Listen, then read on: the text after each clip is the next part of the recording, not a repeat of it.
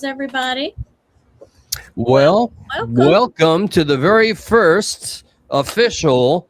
I'm the Progressive Patriot, as you see by the name right there. I'll go by Eli for the sake of the live and transparency. And this is technically my big sis's Tammy's channel here, and we've decided to put our minds together and delve into the world of true crime. Which I'll be honest, Tammy, I view this like I am the little one and you are the master. Well, okay.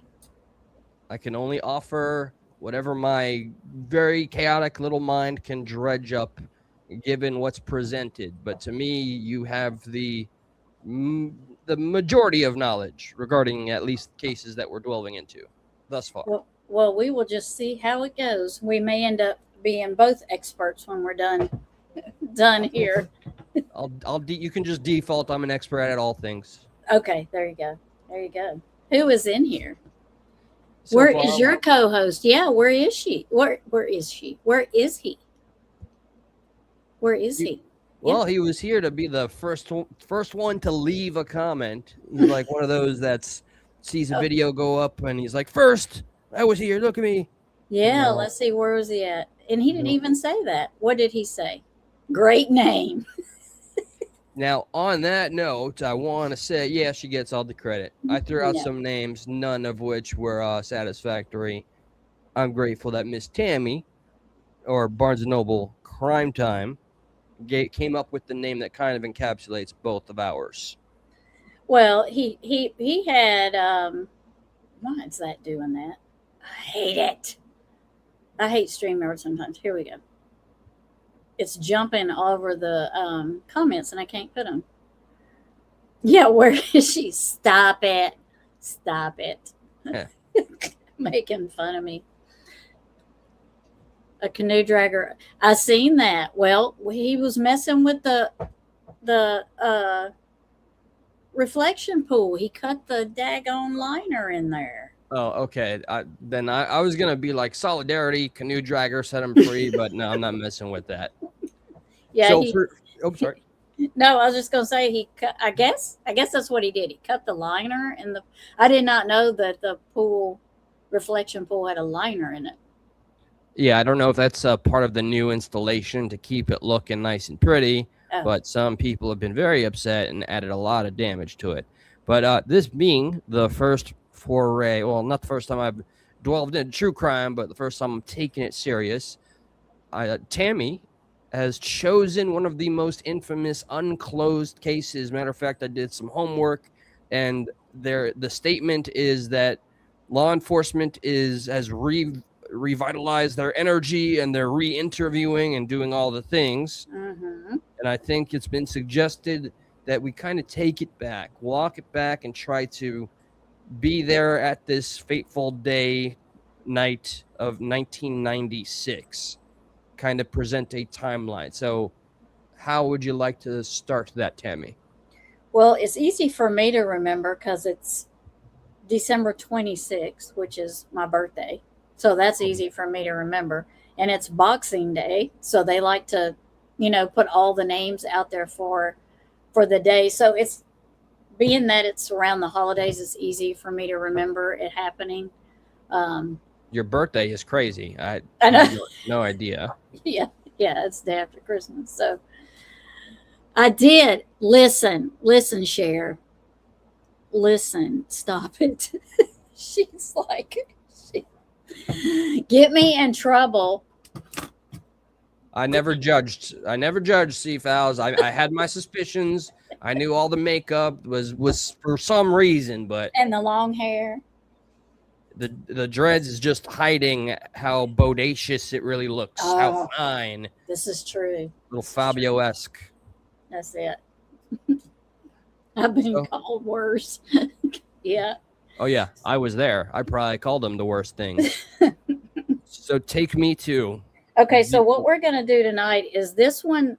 There was a big controversy about the pineapple in the bowl the night of JonBenet, the night JonBenet went missing. So this video will take us through like a sort of a timeline that kind of tells you where they were at, what they did after they got home. Because the next day they were supposed to get up early and go on a cruise.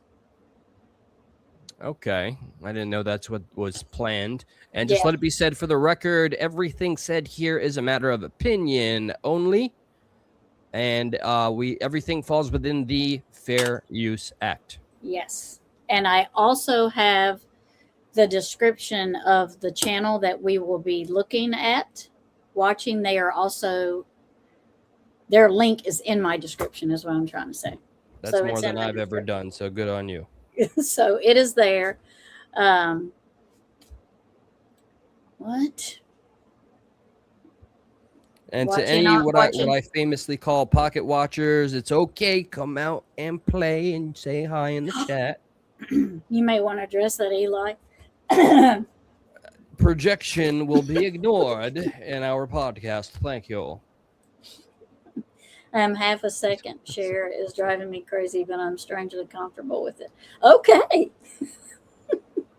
What's up, PB 77? All right, so we're going to watch this video, and it gives, like I said, it gives a timeline. It also explains the pineapple, and there were a few things that I've forgotten because I hadn't really done a deep dive into it. And it's so, I mean, there's like a bunch of flags. There's a bunch of alarms you're going to see in this video. So we will stop it and talk about the flags. After going through some of it, even though I feel like they botched this investigation, they could have done a better job, in my opinion. I can kind of see, after seeing some of this stuff in here, why that they were suspicious of the parents. Okay. I will present early on my bias thus far from all of the media that I've consumed. I was for many years weary and judgmental of the parents. I thought they were involved, but after watching more and more media as it came out over the years, especially this last one on Netflix, 2024, after watching Mr. Benet, I just concluded I don't think so. Mr. Ramsey, yeah. That's where I stand only thus far. Okay. This right here kind of makes you side eye just a little. I'm not saying that you should go after parents. I'm just saying I can kind of see the direction they were going and why.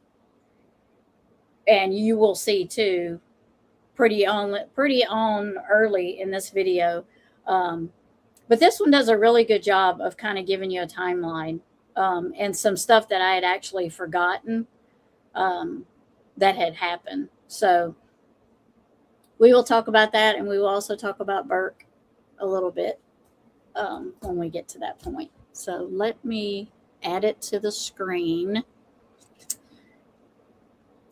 And it starts right here. There's like no beginning, like to kind of explain you where she's at. So that is a detective, and he's asking her about the pineapple and the teacup. There's a tea glass that is on the table. He's asking her about that. So it just cuts right into it. So you won't see it. Like you won't get an explanation of what they're doing. Wasn't the pineapple and it was milk or tea or something that was? It was her? Tea. Tea. It was tea, yeah, because the glass has a tea bag in it. I'm assuming they called it tea. The detectives called it tea. I don't know if I'm just getting this from searching the web, but like, was that her favorite snack? Which is why they think it was somebody that knew her. So she did not. Her fingerprints were not on. I'm going to kill him. Her fingerprints were not on the bowl or the teacup, but it was in her digestive system. Interesting. Okay. Patsy's fingerprints and Burke's fingerprints were on the cup and the bowl. So as far as we know, that was her last meal, and the the prince of the father? No, the brother. Oh, okay. Bert, right? Burke, yeah. And Burke. And Patsy, is that the mother? Okay, interesting. Gotcha. Yeah. And see, they know that it was the pineapple that she ate because the pineapple in the bowl was fresh cut pineapple. Wasn't out of a can. And in her digestive system was rind from the pineapple. Would that be indicative of feeding her? That's what I said. They had to have fed it to her. But you're going to find there's a flag here. You're going to see it in this video because they're going to tell you she was too tired when they got home to even undress herself. They undressed her and put her in the bed and she was asleep. So if she's too tired for all of that, how is she going to feed herself pineapple? Okay, already intrigued. Hey, Claudia, welcome, dear. Hey, Claudia. All right, so this is the first official flag on the play from ProgressivePatriot here. That was her known favorite snack. Yeah, pineapple. Well, I don't know for sure. Cher says it is. I don't know if it was her. It didn't say that the pineapple was in warm milk. It just said pineapple in a bowl. It didn't mention milk at all. But it could have been milk in there. But it just mentioned pineapple in a bowl that had been fresh cut, and then the cup had a tea bag in it. All right, knowing that, let's break into this first bit of info here. Let's see what y'all might hear them say that, or you may actually see it in there.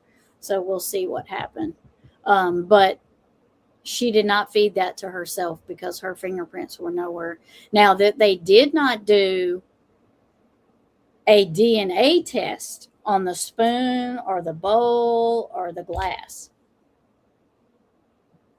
Okay, yeah, look, to my knowledge, jumping forward a little bit to the present, from what I know, the investigation, as you said, in my opinion, was absolutely treated like just botched. It was crazy. Mm-hmm. Yeah. So we'll see if it ever goes anywhere, but they didn't do any DNA testing. So my thing is if her fingerprints weren't, how would you eat out of a bowl and a cup at her age and not at least touch it? No, my instinct gives a very disturbing visual. She was tied up, so yeah. That or something happened. What is it? What you doing? Are you on the phone?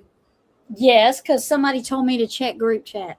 Oh, okay. Well, in that case, let me welcome anybody from the present or to the future that this is a brand new podcast. It is today years old, today o'clock, where we are brandishing our skills. She is the out-of-box thinker, whereas I, for whatever reason, am labeling myself as maybe less out of the box when I can be just as kind of all over the place. But here we go, meeting of the mind. Yep. Now let's tail the tape. Let's tail the tape. Here we go. All right. Let me make it a little bigger. Okay. I did not feed JonBenet pineapple. Okay. So I don't know how it got in your stomach. I don't know where this bowl of pineapple came from. I can't recall putting that there. The pineapple. What about the pineapple? The autopsy revealed pineapple, yet neither of you recall pineapple. Well, I've not specifically read the autopsy report, but it is my understanding that they are not definitive about whether the substance in her digestive system was pineapple or not. All I'm saying is that I did not feed her pineapple when we returned home from the White's house. She was sound asleep. She was put in her bed and tucked in goodnight. For nearly 3 decades, one ordinary bowl of pineapple has quietly remained one of the most important pieces of evidence in the JonBenet Ramsey investigation. It wasn't hidden in the basement. It wasn't locked inside an evidence box. It was sitting in plain sight on the Ramsey family's kitchen table. At first, almost nobody thought much about it. But once the autopsy revealed that JonBenet had consumed fresh pineapple shortly before the events of that night, that ordinary bowl suddenly became one of the most closely examined objects in the entire case. Because if investigators were right about the pineapple, someone knew more about... Just for the sake of fair use, all credit and thanks goes to the original channel for providing this. Thank you. Mm-hmm. So she burned her fingerprints to assume a new identity? What? Wait. What now? I'm lost somewhere. Hold on. Let's see. Right, she was 5. She'd be feeding herself. Exactly. Or touching the bowl or the glass. I mean, no, I don't know a child that if you're not feeding, if they're not, you put food in front of them or you're not feeding them, they're not going to be touching it. They touch everything at that age. I remember trying pineapple milk. Thinks it would be nasty and no way kids would eat it. I was wrong. It's delicious. Oh. It's a strange snack to hear of, but when you're a kid, you could be introduced to anything and it's new. So, well, when she read the report, because she already knows what happened. Yeah, see, and that's odd because she just says that they didn't put it definitively in there. Yes, they did. They said there's pineapple rind in her stomach because if you eat canned pineapple, you don't get that. That is only from fresh pineapple. So somebody had to cut that up. I don't see a 6-year-old little girl cutting up a pineapple. I have a hard time cutting up a real pineapple. A 6-year-old's not going to do that.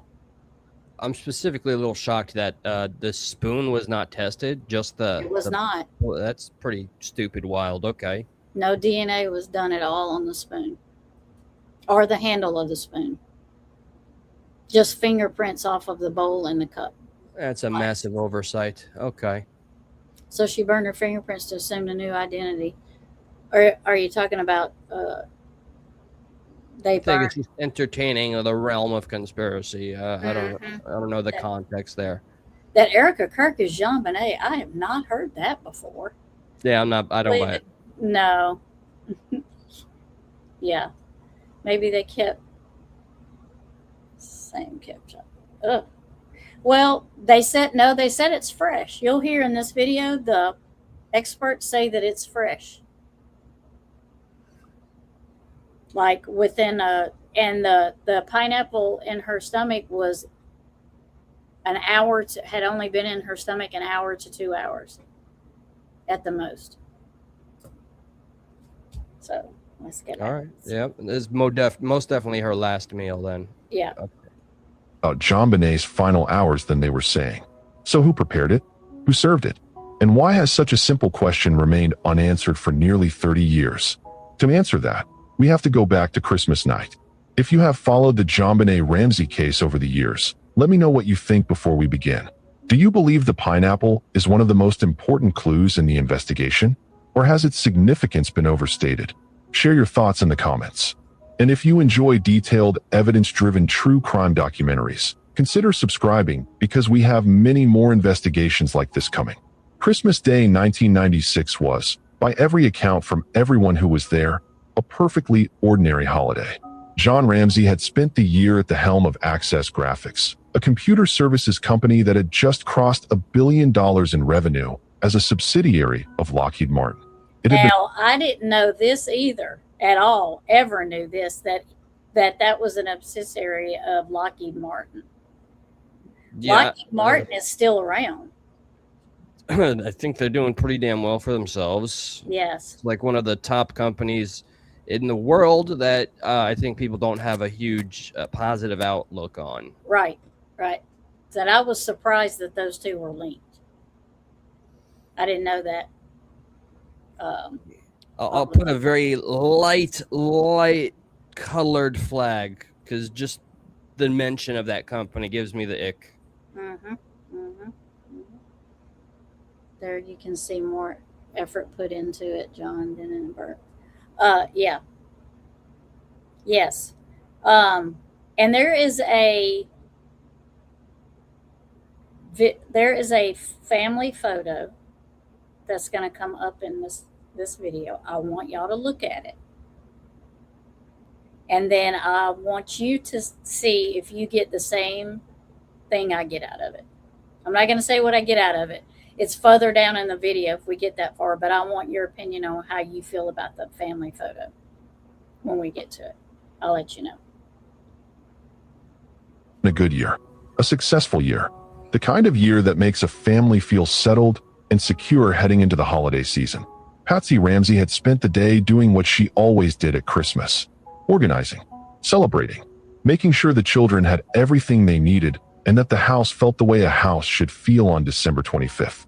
She was a former beauty queen from West Virginia who had survived ovarian cancer in the early 90s and who had come out of that experience with the particular intensity of someone who had learned not to take ordinary happiness for granted. 9-year-old Burke had spent much of the day exactly the way 9-year-old boys spend Christmas, absorbed in his Nintendo, playing with his new toys, keeping largely to himself in the comfortable way that was simply his nature, according to everyone who knew him. And 6-year-old JonBenet had been everything a 6-year-old is on Christmas morning, excited, full of energy, moving through the day with a particular brightness that made her recognizable to everyone who encountered her. By the afternoon, the family was preparing to attend the Christmas party at the home of Fleet and Priscilla White. The Whites were among the Ramseys' closest friends in Boulder, the kind of family with whom the... I can't remember either. I want to stop here just a minute. I can't remember if... Isn't she quite a bit younger than him? Oh, referring to the wife? Or, I mean... Yeah, Patsy, I feel like she was quite a bit younger than him. I could be wrong, but I thought she was. What's the husband's name? John. I've heard Katy Perry is her too. So what? I wouldn't believe that over. And I would believe that over Erica, but I don't think. No. I honestly don't think she is on this earth. Sorry, I think she really is gone. But well, maybe I just didn't ask it the right way, but I just got her. Oh, JonBenet would have been. I don't know. I didn't get a concise one, but I'll go with the assumption she looks younger. She does look younger. Yeah. Yeah. I don't believe any of it. Just saying, right? Yeah. Well, I mean, that's the point of talking about it too, about going over these cases. There's a lot of rumors and stuff that you hear, and like the people that they never really accuse that many people of this. I mean, it basically stayed right there within the family, and then I think there was one or two that they looked at, but they never really, it's like they never really looked at anybody. And as parents, I would be like, why aren't you looking at more people? I mean, why aren't you just stop? It became a cold case. And that's why I just kind of feel like the parents know what happened, but that's just my opinion. When it comes to speculating, when there's a photograph or something like that, I bear in mind, because when I come to a conclusion, I try to at least convince myself I'm entertaining everything so that Right. I have the confidence in what I'm saying. So I give a little grace when I see a still photo image, and I'm like, maybe the cameraman was like, okay, go for this look or that look. But Right. Yeah. all of that aside, no, that doesn't look particularly happy in this particular photograph. I'll Right. agree. Mm-hmm. John was 13 years older than Patsy. I knew he was a little bit. I thought so. Delta Burke is playing. Oh, really? She would be a good one for. She could favor Delta Burke, and her could look alike. Okay. Ramseys had shared holidays, vacations, and ordinary weekends across years of genuine friendship. The party that evening was warm and festive. Families from their social circle, people who had known each other for years. By every account from every person present, nothing about the evening seemed unusual. JonBenet played with other children. She wore a black velvet outfit with a white star on the front and a red turtleneck underneath. She ate food served at the party. Priscilla White had prepared several dishes, including cracked crab, one of the special choices for the evening. JonBenet had some of it. What she did not eat at the White residence that evening was pineapple. That detail was confirmed by investigators who spoke with everyone present. No pineapple was served at the Whites. No pineapple was available at any point during the party. Nobody recalled JonBenet eating pineapple at any point during the evening. This matters because it eliminates one possible explanation for what investigators would later find. Burke spent the evening in his characteristic way, playing with a handheld video game, staying near the adults rather than joining the other children. Completely normal behavior for Burke, according to everyone who knew him. The Ramseys left the party around 9:30 in the evening. Before heading home, they made one additional stop. A brief visit to the home of close friends the Steins to drop off a Christmas gift basket. Susan Stein later told investigators the visit lasted no more than 10 to 15 minutes. The family appeared entirely normal. Happy. The children seemed at ease.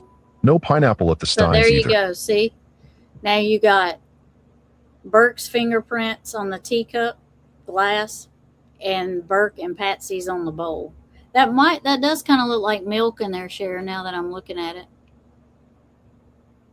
You have to kind of really look close, but it kind of looks like there might be milk in there. But if they don't even mention milk, you would think they would mention milk in her digestive system.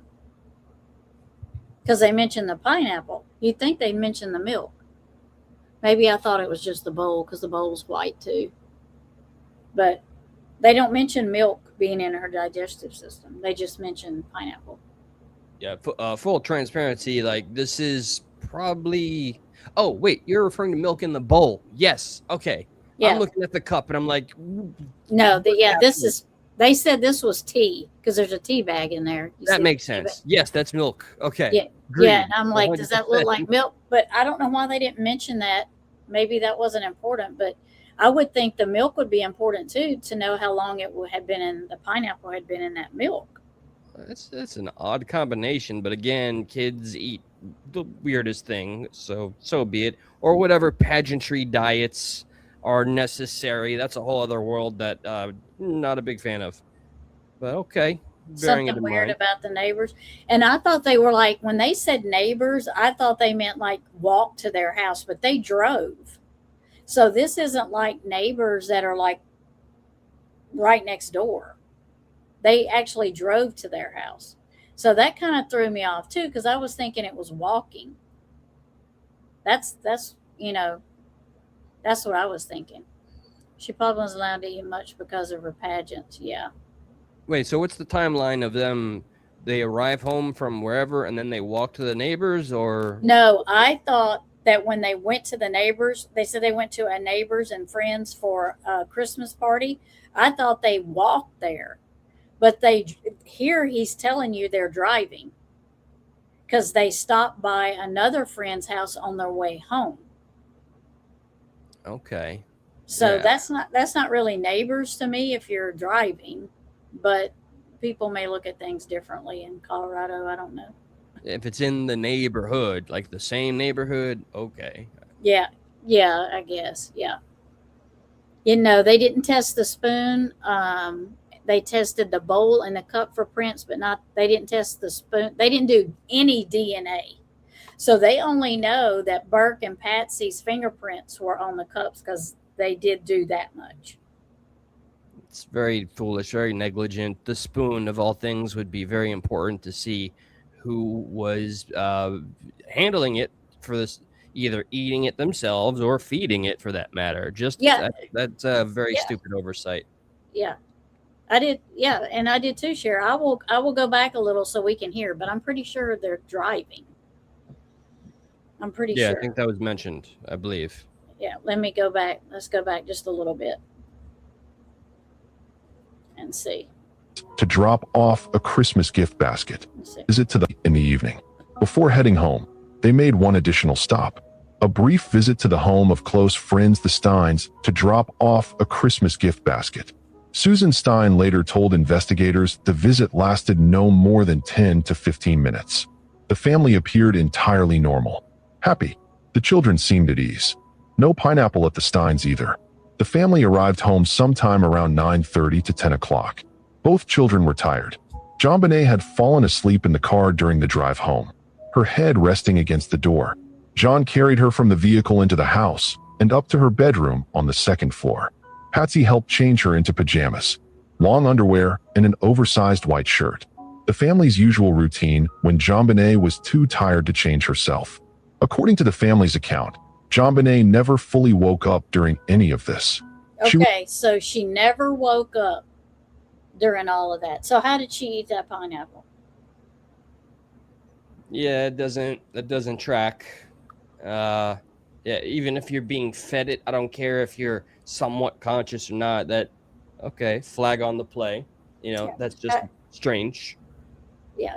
No, yeah, they weren't next door. They've always made it sound like they were next door, like in the neighborhood, but they were driving. Burke was with them. He was home too. He came home with them. She had to wake up in the night. Yeah, but they said that the pineapple only had to have been in her system 1 to 2 hours, and her fingerprints aren't on the bowl or the cup. So did she reach in there with her fingers like that and never touch the bowl? Hello, Miss Smith. Welcome to the I just first. How's it go? Progress. Tell me, progress crime time. Progressive, sir. Progressive crime time thoughts. Progressive minds. Progressive Crime. minds Crime for time. crime. For crime time. Progressive minds for crime time. Oh, welcome. We're getting this together. And yes, I will agree. Something is just completely off. This might, if I try to take myself to the moment, I can see how this could be viewed in just the immediate few days as being a stupid little oversight, but in totality is a massive gross oversight. So this little detail is going to bother me until the end. That's for sure. Yeah. So, I mean, there's more flags. Wait, there's more. Mm-hmm. She was asleep when John carried her in from the car. She was asleep when Patsy changed her clothes. She was put into bed still asleep without eating anything. The family had an early flight the next morning. Charlevoix, Michigan, then a Disney cruise that had been planned for weeks. Bags were packed. Presents had been wrapped to take along. John and Patsy went to bed around 10 o'clock, ready for an early start. Burke went to his room. The house had a sophisticated security system, motion detectors, alarms on every door and window. According to the family, they forgot to activate it that night. They said this was not unusual. Boulder felt safe. Their neighborhood felt safe. Their home felt safe. By 10:30, the Ramsey home was dark and quiet. Snow on the ground outside. Christmas lights still glowing on the houses up and down 15th Street. That is the family's account of Christmas night. JonBenet was carried upstairs, put to bed asleep, and never woke up again. But here is what that account cannot explain. When investigators arrived at the Ramsey home the following morning and began documenting the kitchen, they found something sitting on the table that nobody in the family had mentioned.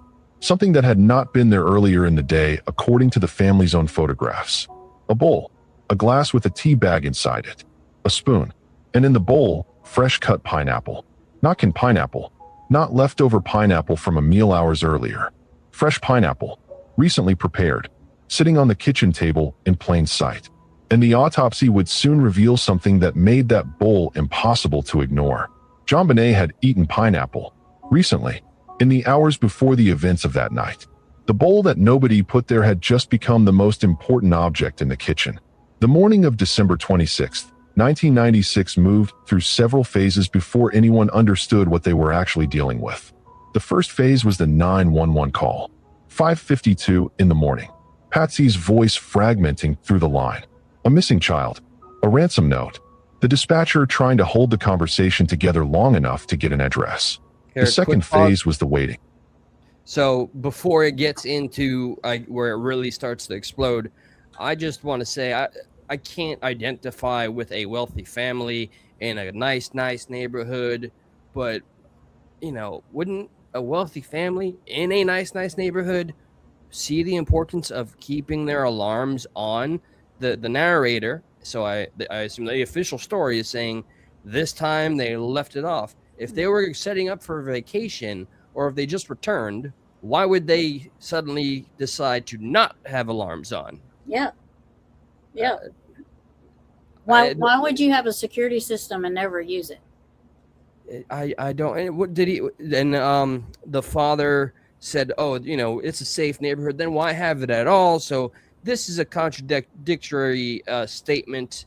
I don't how can you justify not having it on when it's a very nice one? I would assume because you have it in the first place. Yep. I know, that's what I was saying about the milk when they did the autopsy. They didn't mention milk in her system. They just mentioned the pineapple. But I would still think that there would be some kind of residence of milk left. But I don't know. Just came out that people like that take their kids to Disney. Yeah. It's funny how they had a Disney, and I didn't know that either, that they had a Disney cruise planned the next day. I didn't realize that either. I didn't hear that. Maybe I did, and just it wasn't, it didn't catch me or nothing. That's something I'm gonna have to independently research. No shock, honestly, but I haven't really looked into this. I heard something about it, but I haven't looked into it. That there are no laws on, or that they were going on a the trip. Trafficking regarding gotcha. Disney. Yeah. Like I said, I've heard some mention, but I haven't done my due diligence. Yeah. Oh, you've tried it? Okay. Okay. Maybe it's the acidity from the pineapple, maybe that keeps it from doing that. I don't know. There's some more flags. Just wait. I'm going to go ahead and play it, okay? And then just tell me when you're ready for me to stop. I don't know. We good. Okay. Officers arriving. The house filling with friends and family. Detective Linda aren't positioning herself to receive the promised call from whoever had sent the note. The window of 8 to 10 coming and going without contact. The silence where a kidnapper's voice should have been pressing against everyone in that house. The third phase was the discovery. At approximately 1 o'clock in the afternoon, John Ramsey found JonBenet in the small windowless room at the far end of the basement. Now, here's the other problem I have with that right there. If they were supposed to wake up the next morning early and leave for a cruise, why are you just now looking for your child at 1 o'clock in the afternoon? Okay. That's really hard to justify as well. So a whole ass day just about went by. They had to wake up, cruise in lieu of their near future, and it's okay. Yep. So what is wake up early? Is wake up early 11 o'clock in the morning to you? Yeah, I think universally when we hear wake up early, we're talking about the early AMs, 6, Right. 7, 8. Yeah. 9 at the maybe latest, but I don't And know. They're on rich people time. We all heard him say they had to get up early. Oh wait, okay. She called someone at 5:55 a.m. Okay. Said she was missing. Okay. But he didn't find her till 1. Okay, so after the call in the early morning was made, he couldn't find her. I believe would be what the official narrative would want us to believe, right? So it took them all that time to find her in the. So he didn't go to So that tells me they didn't look in the house at all for her. If you don't find her till 1 o'clock in the basement. So first call, early morning, you're panicking parents. You don't check your whole house. That is confusing. Yeah. Let's go back. I'll go back and listen to what he said. Let's go back. And yeah, just for the second phase was transparency, 0 milk in the autopsy period, which is like, again, as I mentioned earlier, this is going to be the one thing that's going to scratch me in under my skull. The coroner found partially digested pineapple, and no other food or milk was reported in the stomach. The absence of milk indicates she hadn't consumed a full meal recently, only the snack. Yeah. Yep. And she had eaten at the party at the Smith house. I think the last name was Smith. I can't remember, but there was nothing. No pineapple was there. They actually say in this video what she ate, I believe, but I can't remember what it was because I was like, a child would eat that, because I was kind of surprised that a child would eat what they had mentioned. I was like, really? So we'll have to listen to it again. She called after finding the ransom note, I thought, which was before 6 a.m. We're going to go back and listen to it again. Waiting. Officers arriving. The house filling with friends and us. Patsy's voice phrase was the several phases before anyone understood what they were to see people. Recently, in the hours before the events of that night, the bowl that nobody put there had just become the most important object in the kitchen. The morning of December 26th, 1996 moved through several phases before anyone understood what they were actually dealing with. The first phase was the 911 call. 5:52 in the morning. Patsy's voice fragmenting through the line. A missing child. A ransom note. The dispatcher trying to hold the conversation together long enough to get an address.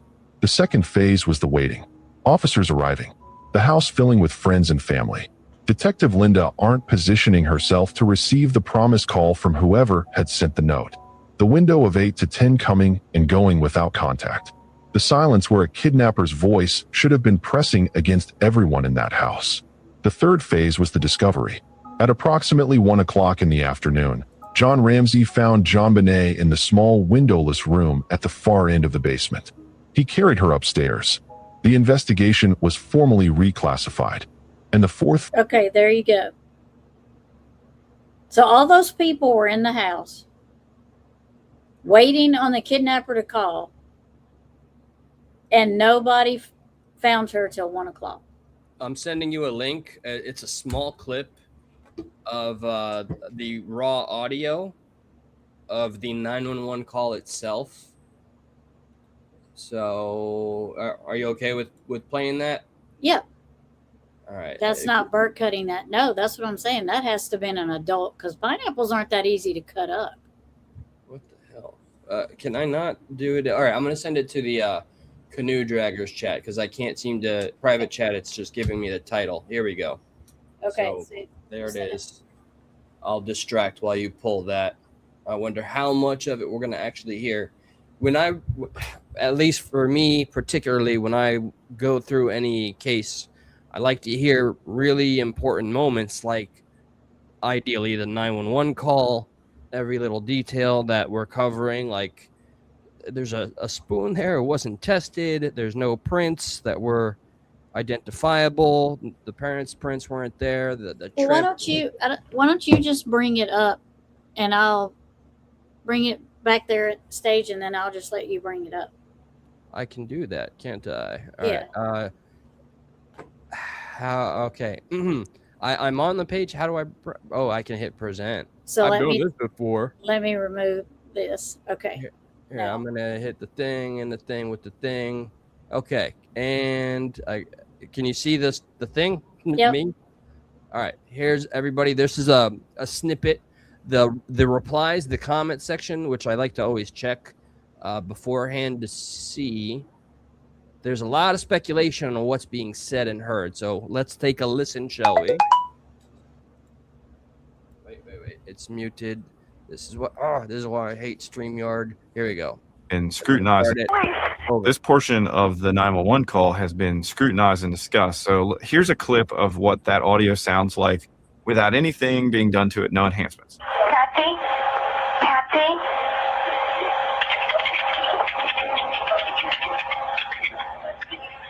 Okay, now here it is after it's been enhanced by professionals to try to determine what, if anything, anybody says in the background. So take a listen and see if you can understand whether anybody's saying anything here.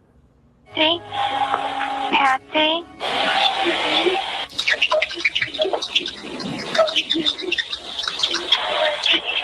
This portion of the 911 call has been scrutinized and discussed. So here's a clip of what that audio sounds like without anything being done to it, no enhancements. Patsy? You hear a very faint faint, like far away voices. Okay, now here it is after it's been enhanced by professionals to try to determine what, if anything, anybody says in the background. So take a listen and see if you can understand whether anybody's saying anything here. Patsy? Patsy? No, Patsy.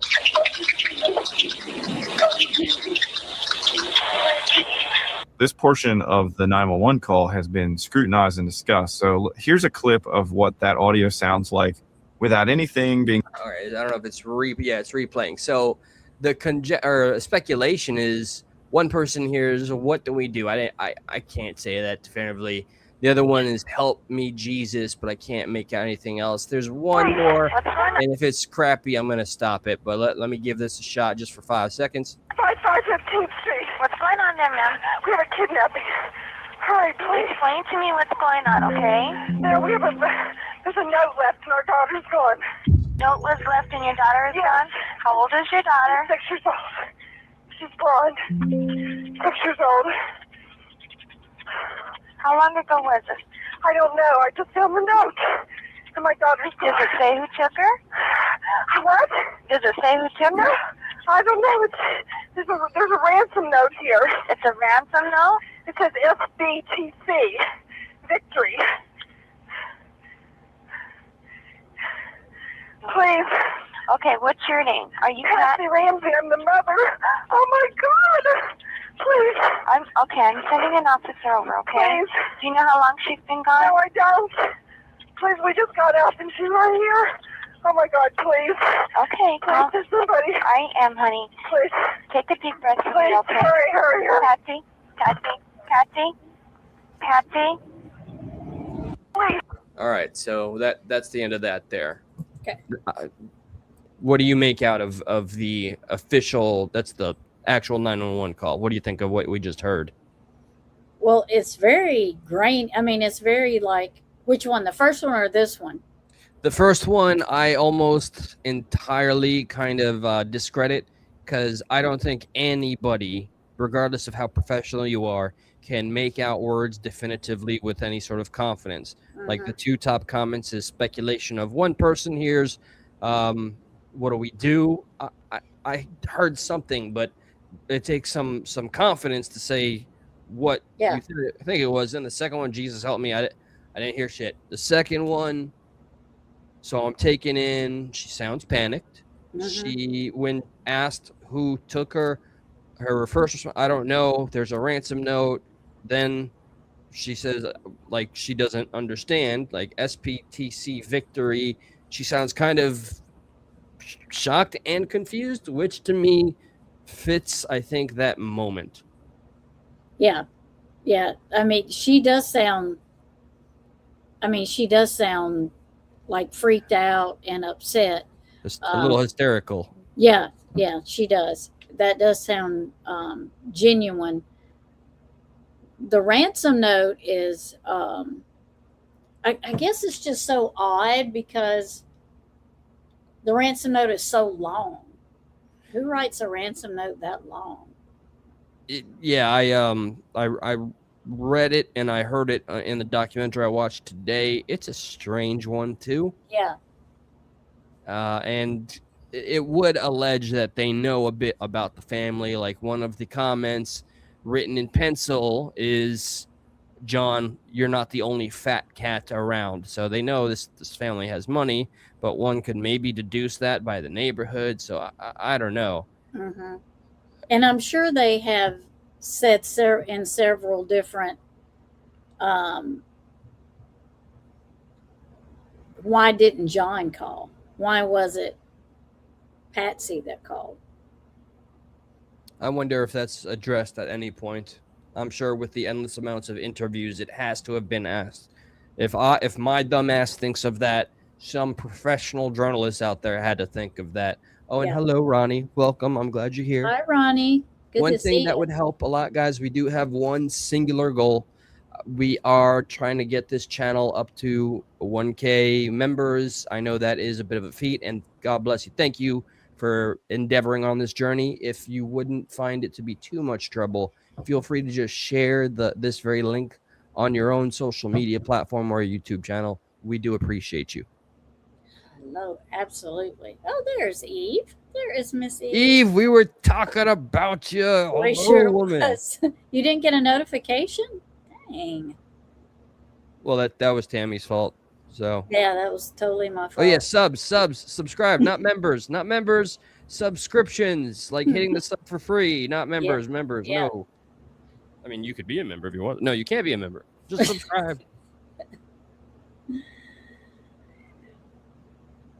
Yes. Hi, Eve. Good to see you. Wait, I want to jump back up here to Cher's comment. Who's Cher? I don't know. Oh, this is when people believe Bert did something. Yeah. Because of that phone call that because he was the one that chose. Well, we don't know if it was a matter of choice. Okay, like it's almost a flag. You know, I'm curious. So okay. Yeah.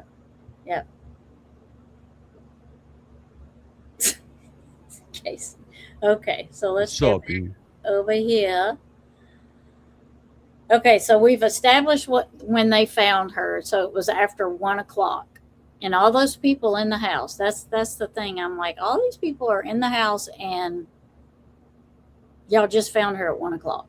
And that's the other thing. What made him go down to the basement? I would assume that would be just sheer inevitability. If you broke this down in like mathematics, every corner of the house would be searched. Why it took that long to search an area that was not looked at, that's beyond me. Yeah. And what made him go at that time down there to that tiny room with no windows that's all the way at the back of the house? Yeah. There's no confidence in an answer I could provide. Okay. That's a flag on the play. As long as you're as confused as me, then I think we're good. Okay. Phase, the one that would quietly reshape the entire investigation in the weeks and months that followed, began when forensic investigators started methodically documenting the Ramsey home room by room. They photographed everything. The staircase where the ransom note had been found, the basement, the rooms JonBenet had last occupied, the windows, the doors, the surfaces that investigators treat as potential evidence in any scene connected to an unexplained event. In the kitchen, on the glass table near the center of the room, they found the bowl. It was not a dramatic discovery. Nobody flagged it immediately as the most significant thing in the house. In a home where a family had spent Christmas Day before going out to a party and returning late in the evening, a bowl of fruit on the kitchen table was not the kind of detail that automatically demanded immediate attention alongside everything else investigators were processing. But they photographed it. They documented its position on the glass table. They noted what was in it. They recorded its presence as part of the complete inventory of everything found inside the Ramsey home on the morning of December 26th. That documentation, made almost as a matter of routine in those first hours, would later become one of the most referenced pieces of evidence in the entire investigation. Okay, here's the picture I want y'all to look at.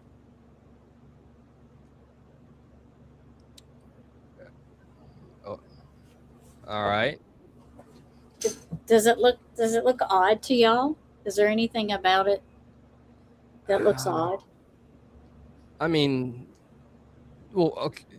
My own bias tells me, like, I know there's a consistency of the color red, but I don't think that's what it is. Otherwise, I just see a quirky little family. I can't call any flags on this one. What do you got for me? I just think the position of them is very odd. What about the position, though? Look how they all look together. And Burke is just kind of back here. Oh, okay. There's definitely more of an emphasis in this photograph of like the three, where Burke has, I've been told, was possibly not given as much attention, given that JonBenet and with the pageantry and all the attention that comes with that. So I do see that, and he's not smiling clearly. It just seems like they're odd. Maybe it's just the way the photographer, because back then, you know, people put you in the stupidest looking family portraits. So maybe it's just the way they put them, but it just looks odd to me.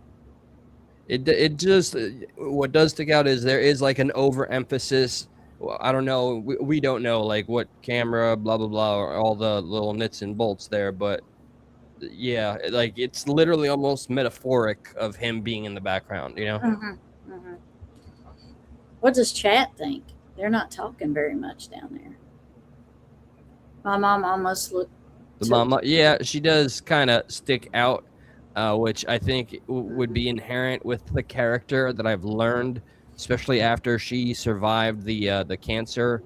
She had an extra kind of zest for life. So main character syndrome, but she does. Yeah, it looks a certain way, but that doesn't mean I think that it is what it looks like. Right. Yeah. A big thank you to those of you that are engaging in the chat. Every little engagement helps. Thank you, guys. Yeah, at least Steve Fowl said what he thinks. God. Okay. What made the bowl significant was not immediately obvious. It was what the autopsy found. The formal medical examination of JonBenet, conducted in the days following the discovery, established the basic forensic framework of what had happened. The sequence of events, the timeline, the physical details that investigators used to reconstruct the hours leading up to the events being examined. And buried within those findings, almost as a secondary detail alongside everything else the examination established, was something investigators had not fully anticipated. Pineapple. Fresh pineapple fragments were identified in JonBenet's digestive system during the examination. Not deeply digested material that would be consistent with a meal consumed several hours earlier at the Christmas party. The state and position of the material in the digestive tract indicated that JonBenet had consumed pineapple within approximately 1 to 2 hours of the events of that night. 1 to 2 hours. That window is not a rough estimate. It is a forensic determination based on the specific state of digestion observed during the examination. The rate at which food moves through the digestive system varies between individuals and is influenced by multiple factors, but the general framework that forensic pathologists apply to these findings is well established. What was found during JonBenet's examination was consistent with recent consumption, not hours earlier at a dinner party. Recently, in the window between the family arriving home and the events of that night. The bowl on the kitchen table suddenly looked very different from the routine domestic item it had appeared to be when investigators first photographed it. They went back to examine it more carefully. What they found when they looked at the bowl with the autopsy findings in mind produced a connection that investigators described as significant and that has never been adequately explained by any competing account of what happened that night. The pineapple in the bowl was fresh cut, not canned. Not pre-packaged slices from a container that could have been opened at any point during the day. Someone had taken a fresh pineapple, cut it, and placed the pieces in that bowl. And the pineapple found in... I have an open question for all present, including you, Tammy. Do you believe, as this is where I'm kind of leaning thus far, that whomever fed JonBenet this pineapple within that 1 to 2 hour mark was in fact her executioner?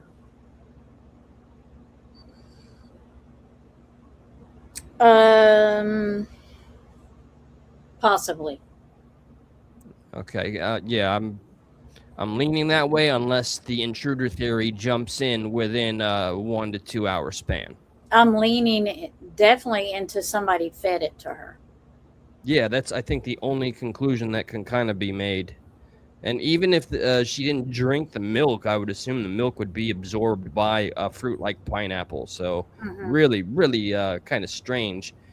This bowl, has it been entertained that this very bowl may not have been her meal? What do you mean? Like it's not the meal she had earlier? Yeah, but it's not it is the bowl that because there's pineapple in her system. So they are assuming that's where this pineapple came from. It would be a natural conclusion. Yeah. Yep. So I'm just trying to add, I'm not trying to add credibility, but like Patsy's comment about she didn't eat it, or I didn't feed it to her, or something like that, even though the autopsy, and then that whole thing, like, why would you're a mother,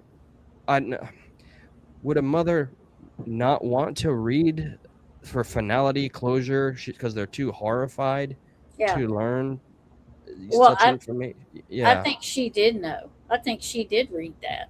I think she's trying to put distance from herself in reality from the bowl, because she said she doesn't know how she got it got in her system, but your fingerprints are on the bowl. Now, could you have gotten the bowl down, cut the pineapple up, and handed it to Burke? Sure, you could have done that. Could you have gotten the glass down, put the tea bag in it, and handed it to Burke? Sure, you could have done that. But how did a child who came in the house and was asleep and was put, her clothes were taken off and she was put her pajamas on, her parents did it because she was too sleepy to do it, and went straight to bed and never woke up, get pineapple in her system? And the whole just handing off chunks, that's a little strange to me. You know, I've eaten fruits forever in my life. Yeah. My mother being Colombian, you know, we've never just handed a handful of this or that to one another. So that's strange. Yeah. But see, if they'd have done DNA on the spoon, they might have known if she actually reached in there with her and fed it to herself. Yeah, which just casts more doubt on how the investigation was handled. Yeah, and she's like, I didn't feed her pineapple and I didn't cut that up. Okay, well, somebody did. So you didn't set your security system. So you're saying you sleep so quiet that somebody came in your house, cut pineapple up just like she likes it, put it in a bowl, and fed it to her. That's what you're saying. Okay. All right. If you don't know how it got there. Yeah, I see why this detail has become such a point of contention, especially with the mother's. What's the mother's name again? Nancy? Patsy. Yep. Patsy's public comments. So okay. So understood. Just want to get that out there. C-File's not necessarily. You don't think the executioner could have fixed the pineapple? I think that's what he's answering. Not necessarily too. It's our prints weren't on there, but anyone could have fed her. Yeah, but no one admits to feeding her. No one knows how it got in the bowl. No. Well, all right. What about this hypothetical intruder theory? I don't know where did they find a particular window or entry point for the intruder? Wasn't there a broken? They say that he says he found her. If you heard him say he found her in a small room with no window, right? That's what they said earlier. Yeah. But there is a window that goes down into the basement, and it was broken, I believe. And there was a suitcase under it. Yeah, I remember this. Okay. So they came through that window and took her to that back room. Is that what he's saying? Hey, Reed Deeply, welcome to our first podcast. Yes, welcome. All right, just throwing thoughts out there. Hypothetical. Again, I'm just barring out the intruder with the suitcase thing, which is a whole other level of strange. Hypothetical intruder gets in and passes this very table, maybe grabs a couple of chunks out, and then what? Then decides to tie her down. Yeah, no. Yeah, I mean, because she had to have, since if it's in her digestive system in the autopsy, she had to have gotten at least a bite of it. Yeah. All right. Are you luring her with it? Little pieces of my conspiracy brain are like shooting off, but I'm fighting it a little bit. Okay. Hypothetical, running with it. one could say, if they really stretched far, that the parents left this prepared for the intruder, and like, here, this'll comfort her a little bit, but that's really reaching. No, that's a possibility, right? Yeah, just putting it out there, all things being possible, fair use and opinions, all that. Yes. The window had been broken ages ago and had cobwebs. I thought I had heard that, but I didn't want to say it without.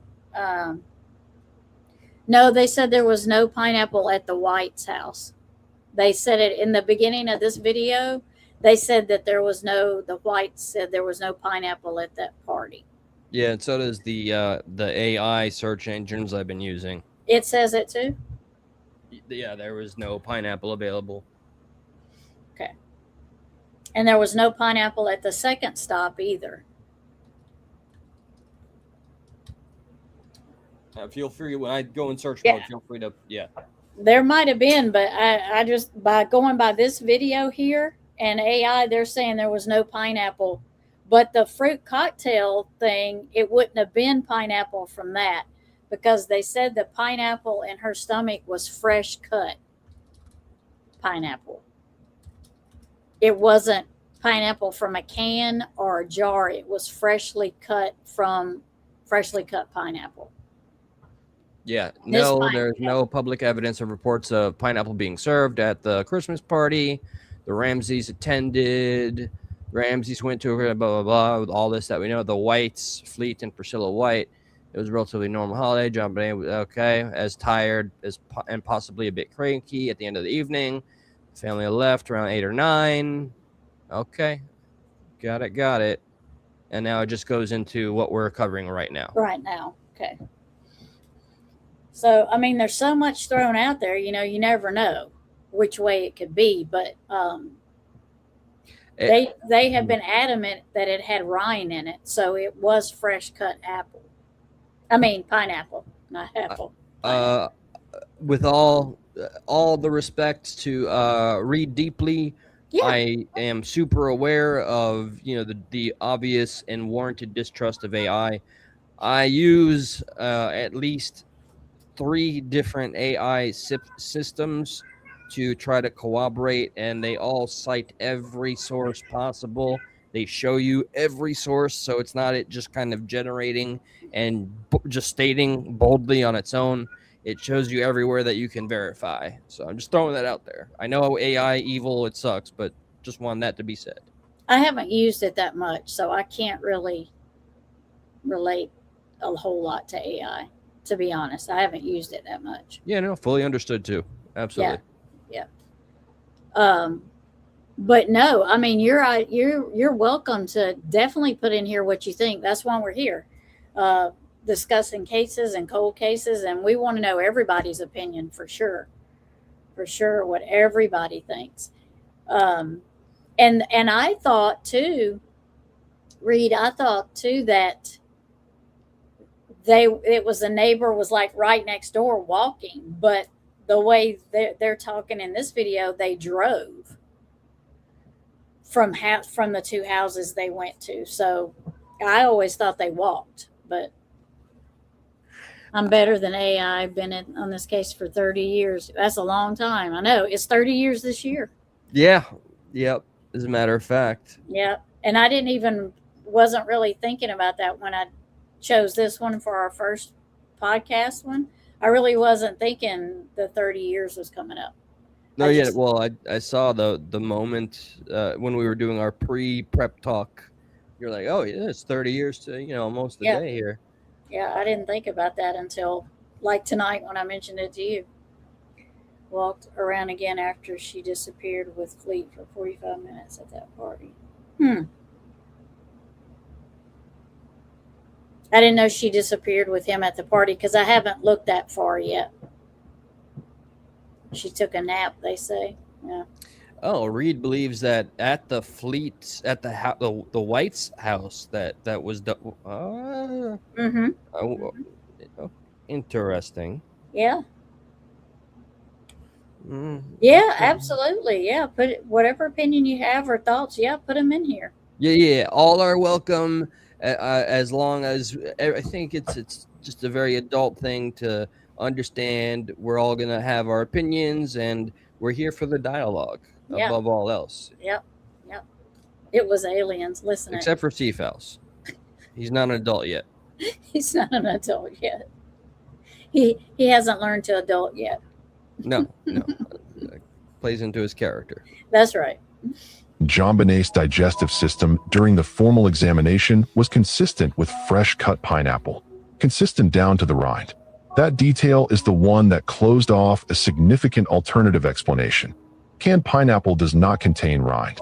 The tough outer layer of a fresh pineapple is removed during the industrial processing that produces canned fruit.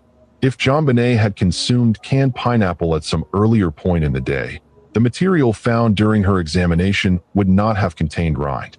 It did contain rind, which meant the pineapple she had consumed had been cut from a fresh fruit by someone who had prepared it by hand. Someone had gone to the kitchen. Someone had taken a fresh pineapple. Someone had cut it into pieces and placed those pieces in a bowl. And at some point in the hours between the family arriving home and the events of that night, JonBenet had eaten from that bowl. When investigators examined the crime scene photographs with greater care, another detail emerged that added a further layer to the significance of the bowl. A photograph taken inside the Ramsey home on December 23rd, 2 days before Christmas, showed the same bowl on the same glass table in the kitchen, sitting in almost the same position. The bowl was a household item. It had been in that kitchen before. It belonged there. It was not something that had appeared from outside. When John Ramsey was asked about the bowl during investigative interviews, his initial response was that he did not recognize it. He suggested that it might have been brought into the house from outside, that perhaps someone other than the family was responsible for its presence on the table. The December 23rd photograph made that position impossible to sustain. The day after making his initial statement, John retracted it. His attorney had made him aware of the problem. He acknowledged that the bowl was likely a household item that belonged in the kitchen. But made him aware of the problem. I'm a little stumped. So they're okay. Both the parents are saying they don't know where this came from, but isn't it like 95% that John's DNA? It is Patsy's fingerprints and Bert's fingerprints on the bowl and the glass. John is saying that he's never seen that bowl before, that somebody brought it in the house. But there's pictures from December 23rd of that same bowl in the same glass on the table, almost in the same position. So his lawyer told him the problem is this bowl is in your house. It is in your kitchen. There's previous pictures. Now you got to retract what you said. So he had to retract it. So now Patsy's saying she didn't give it to her, and John is saying that's not his bowl. Not the best look. Once one listens to the established narrative here, that's okay. That's a flag on the play. We got a few flags now. And you can see why they were questioning them. Yeah, no, well, of course, it was stated in the documentary or one of the many interviews that John was offended and scared that he overheard one of the officers say, "We always look at the family first."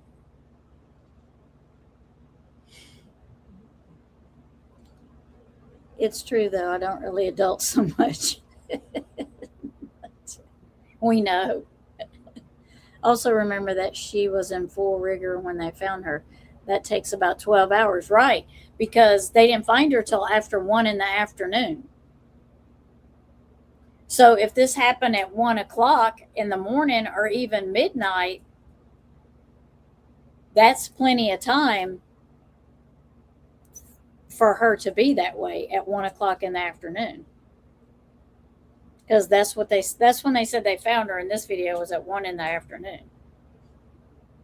So it just stumps me that they were all in that house since 5:53 she called it in, and how long do you think it took them to get there?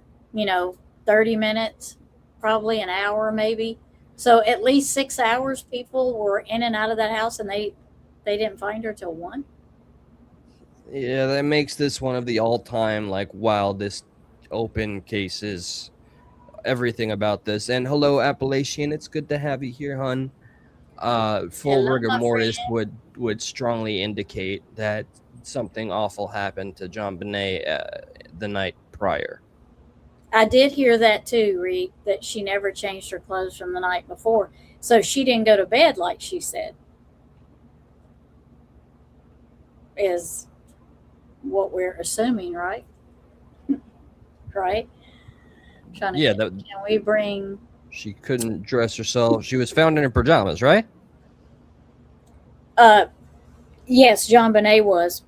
Yeah. The parents said that they had to dress her because she couldn't dress herself. Right, because she was too tired. And the whites from the party at least corroborated that she was tired and cranky. All right. Yeah, this video said they went to one house afterwards and dropped off a gift basket, and then they went home.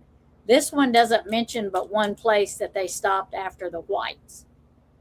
Now, there may be, another video that says they stopped at more than one place, but this one says that they only stopped at one place. I can't remember the last name. After they left the whites, and that house also said they didn't even eat anything there. They were only there 10 minutes, and they didn't have pineapple at their house either, is what they said in this video. Yeah, I bet the basement was cold, and it was in December in Colorado. It's okay. Good you're here, Appalachia. Good to see you. Right, because of the broken window, I would think it'd be cold anyway. But as much money as they had, why didn't they replace that dang window? Just saying. Apparently, he had lots of money and had a great year. So, imagine the case without the fake ransom note. It's your dead child in your basement. Yeah, it would change damn near just about everything, which would feed the credibility to those that strongly support that the Ramseys had something to do with it. Mm-hmm. So the note could be what's known as a red herring, or it could be some form of a legitimate note from some wacko. Right, Reed. This video did say that. It did say that she was so tired when they brought her in that Patsy had to put her in her pajamas. It did say that. And an oversized shirt, I think it said. Something like that. It was kind of weird though. And then they said they went to bed. But I've also heard the other way. 12:25 on her tombstone. They got her home after 11. Yeah, and this said, I think this said 9:30 or 10. So, you just can't. So many discrepancies here and there, that gives 1 hour to get home, settle the kids, and somehow, they said, I think 9:30 or 10, it said in this video that they got home. I think that's what it said. Yeah. So let's go back over here. Let's see what else. There we go. The retraction created a question of its own. If the bowl was a familiar object that lived in that kitchen and had been photographed there 2 days before Christmas, why had John Ramsey's immediate instinct been to suggest it had come from somewhere else? Why had his first response to being asked about a bowl from his own kitchen been to propose that an outside party had placed it there? Investigators noted the reversal. They noted the timing of it, and they added it to the accumulating record of statements from the Ramsey family about the pineapple that did not fully align with what the physical evidence was showing. Sitting directly next to the bowl of pineapple was something that had received less public attention, but that investigators found equally significant. A glass, with a tea bag inside it. Someone had prepared tea. Someone had cut fresh pineapple. Someone had placed both items on the kitchen table and left them there. This was not a snack left out from earlier in the day. This was preparation. Someone had gone to the kitchen in the middle of the night, in a house where the family's account said everyone was asleep, and had set up what looked very much like a late-night snack for at least one person. The documentary from 2006, JonBenet, Anatomy of a Cold Case, addressed the glass directly in its narration. kept from the public until now, the voiceover stated, is the fact that a glass containing a tea bag was photographed next to the bowl of pineapple. How did it get there? And was the tea and pineapple consumed at the same time? Those questions were never answered publicly. What was established, through the forensic scientist Henry Lee who examined the evidence, was that the spoon found in the bowl itself, and the glass had never been tested for DNA. Lee noted publicly that he was always curious about the DNA on the glass and on the bowl, and particularly on the spoon, not only the eating area, but also the handle. No DNA tests were ever conducted on any of those items. Fingerprints had been lifted from the bowl and the glass, and those fingerprints told a story that was considerably more specific than anything the untested DNA might have added. Because the fingerprints on the bowl did not belong to JonBenet. They belonged to someone else. And that discovery changed everything about how investigators looked at the family's account of Christmas night. In any investigation involving physical evidence, fingerprints occupy a specific and well-understood evidentiary role. They do not prove intent. They do not establish a complete account of what happened. They cannot, by themselves, tell investigators everything they need to know about the sequence of events that produced a particular scene. But they do establish one thing with a precision that few other forms of physical evidence can match: contact. A fingerprint on an object proves that a specific person touched that object. Not probably touched it. Not might have touched it under certain circumstances. Touched it. Their skin made contact with that surface, and So that means that wasn't something that if you go just by looking at it, that means Patsy got the bowl and the cup down, put the stuff in it, and gave it to Burke. That's what that means. But how did the pineapple get to JonBenet if she's upstairs asleep? Yeah, that's been established as damn near unanswerable or completely avoided. I'm a little shocked. I guess I'm really trying to take myself back. If you're the coroner and you establish this was her last meal, there's nothing else in it, I'm just I don't know. I think better answers could have been received with a better interrogation, but God, did they do a lot of interviews. Did I turn off emojis? I don't know how. I don't know how to turn them off. How do you turn them on?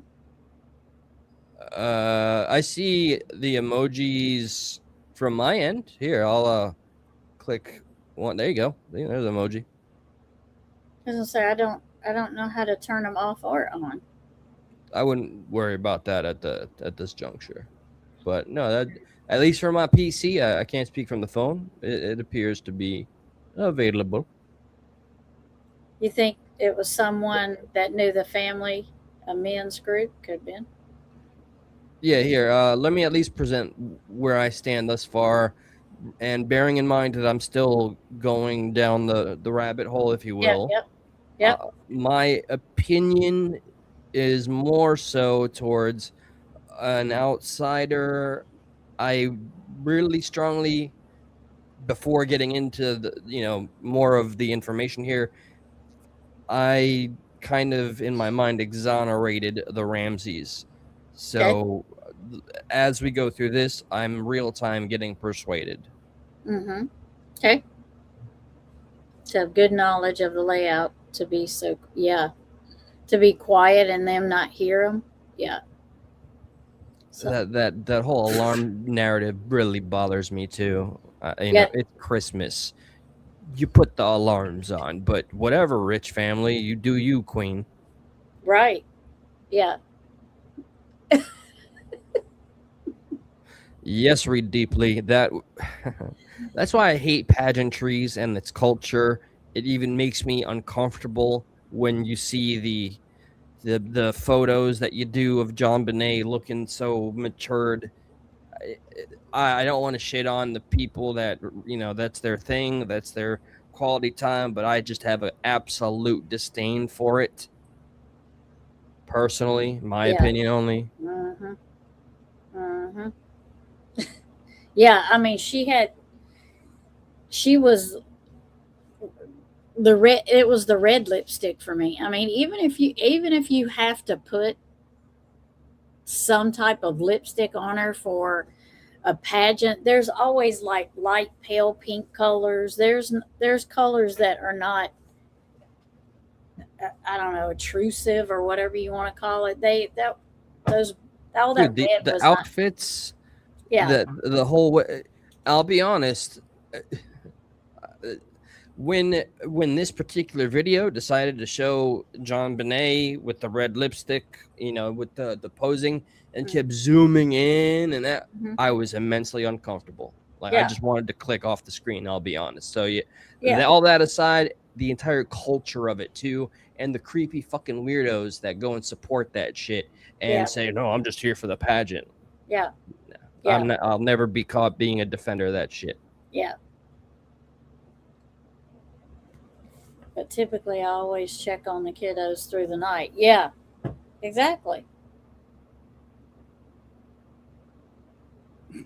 And Patsy never, according to some reports, never changed her clothes. So, but in this video, she said we all went to bed because they had to get up the next day early for a Disney cruise. Which that supports her calling as early as she did. Right. Yeah. The finding her at 1 p.m., I'm remembering the layout from a documentary I saw 3 years ago. It's a large home. But if you are truly frantic and panicking about your own flesh and blood, you would no stone unturned. You go everywhere. You build a tunnel. Right.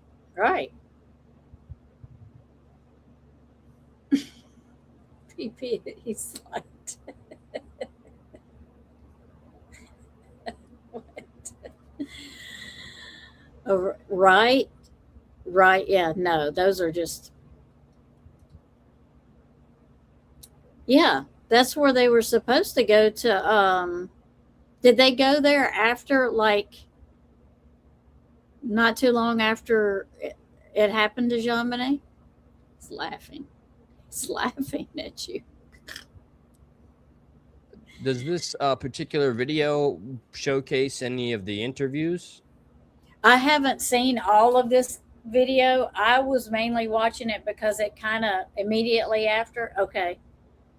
I was kind of watching it because it kind of gave us a timeline of when they found her and stuff, and it brought up the pineapple, which seems to be a big part of the case. We don't have to finish watching this one. We can watch another one if you want to. Is there one you want to watch? Oh, not particularly. I was just thinking out loud, and I'm okay with the video and the timeline. Just do you happen to remember this person became very important, and I'm kind of shocked that in hindsight she became a flash in the pan, because to my knowledge she was one of the only people back at that time that said, "I looked the killer in the face." Do you remember Linda Ardnett?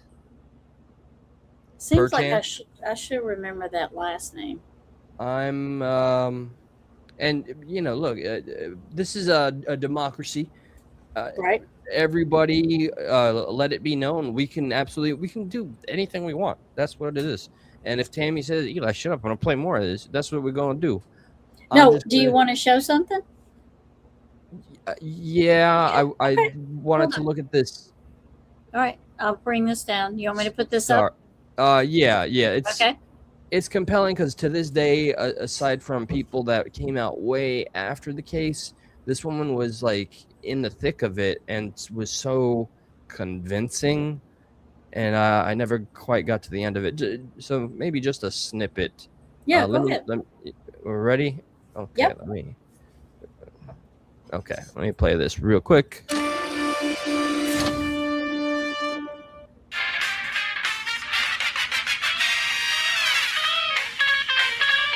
About who the killer was.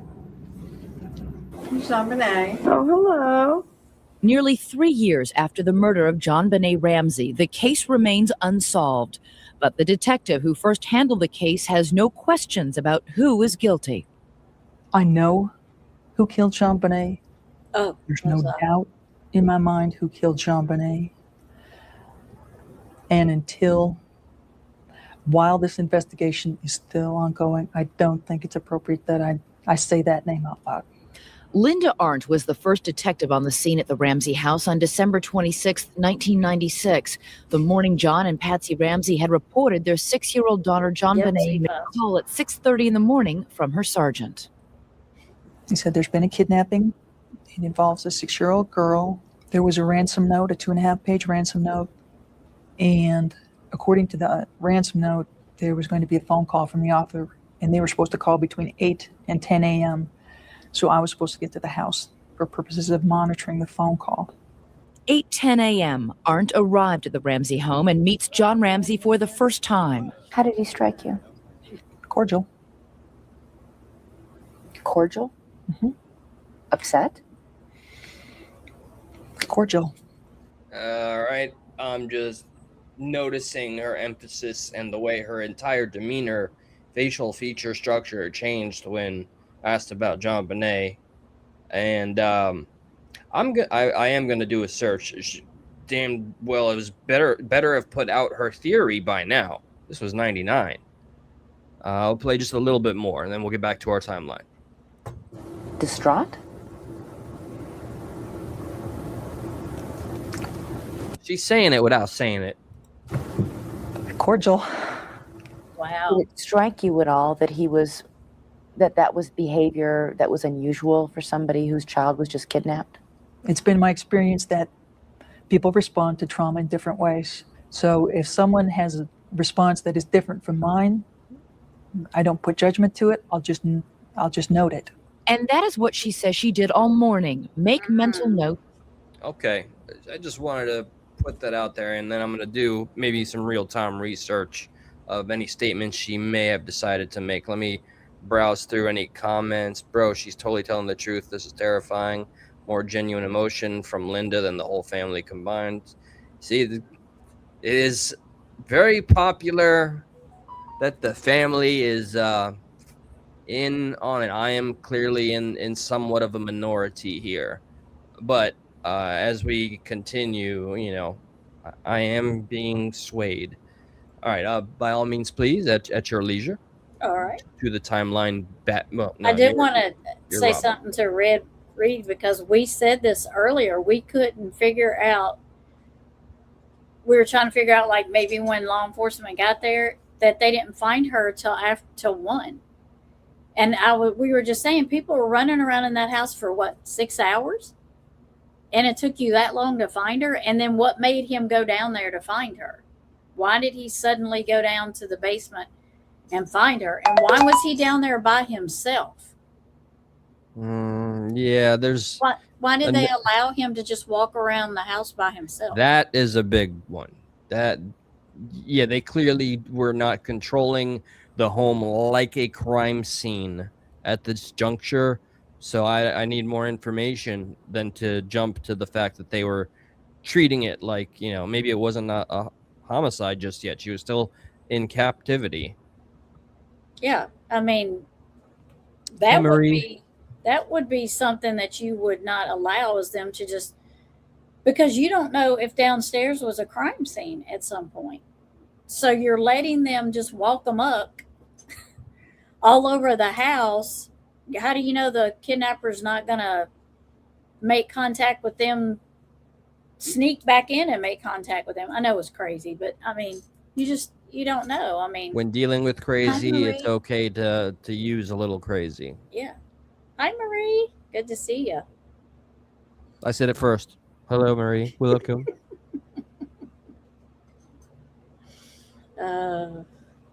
Left behind a biological signature that forensic analysis can identify an attribute to a specific individual. When investigators processed the bowl found on the Ramsey kitchen table, the fingerprints they lifted told a story that contradicted the family's account of Christmas night in a specific and documentable way. The fingerprints on the bowl belonged to Patsy Ramsey. The fingerprints on the glass of tea sitting beside the bowl belonged to Burke Ramsey. JonBenet's fingerprints were not found on the bowl. Sit with that for a moment. The bowl that sat on the kitchen table. The bowl containing fresh cut pineapple that matched the material found in JonBenét's digestive system during the formal examination. The bowl that investigators had photographed as part of the routine documentation of the kitchen scene. That bowl had Patsy Ramsey's fingerprints on it. Not John's, not JonBenét's, Patsy's. And the glass of tea sitting directly next to that bowl. The glass someone had prepared and left on the table alongside the freshly cut pineapple had Burke Ramsey's fingerprints on it.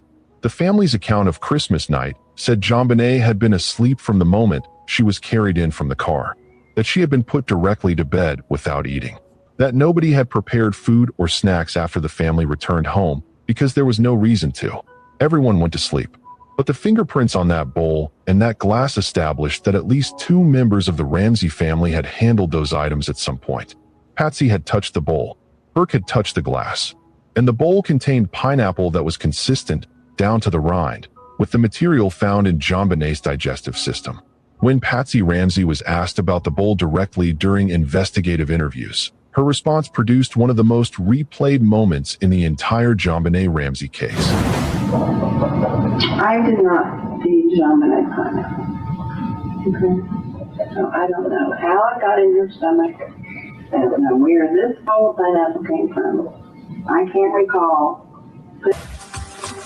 Maybe, like, I don't remember specifically eating pineapple, but very well could have. Like, would you remember eating pineapple 20 years ago? Like, you know. The indignation in her voice was immediate and forceful. She did not. That is Burke. That is her brother that they did an interview with 20 years later. Yeah, I always have to remind myself how much time has passed, how we're all different, and that I am, beyond the shadow of a doubt, doing nothing more than kind of armchair quarterbacking. So it's easy to be critical when you're sitting back, knowing everything that's happened up to the point. So I don't like his look, but I can't cast a judgment. Okay, Steve Fowles, you're entitled to your opinion. See, here's my thing about that, and I'm not like Appalachian guys were saying earlier. Everybody's idea of and reaction to trauma is different. You know, nobody would probably act like I would, or vice versa, anything. But that was such a traumatic time in his life. His sister was murdered. Well, I would remember that night, I would think. Yeah, I would make the presumption as well.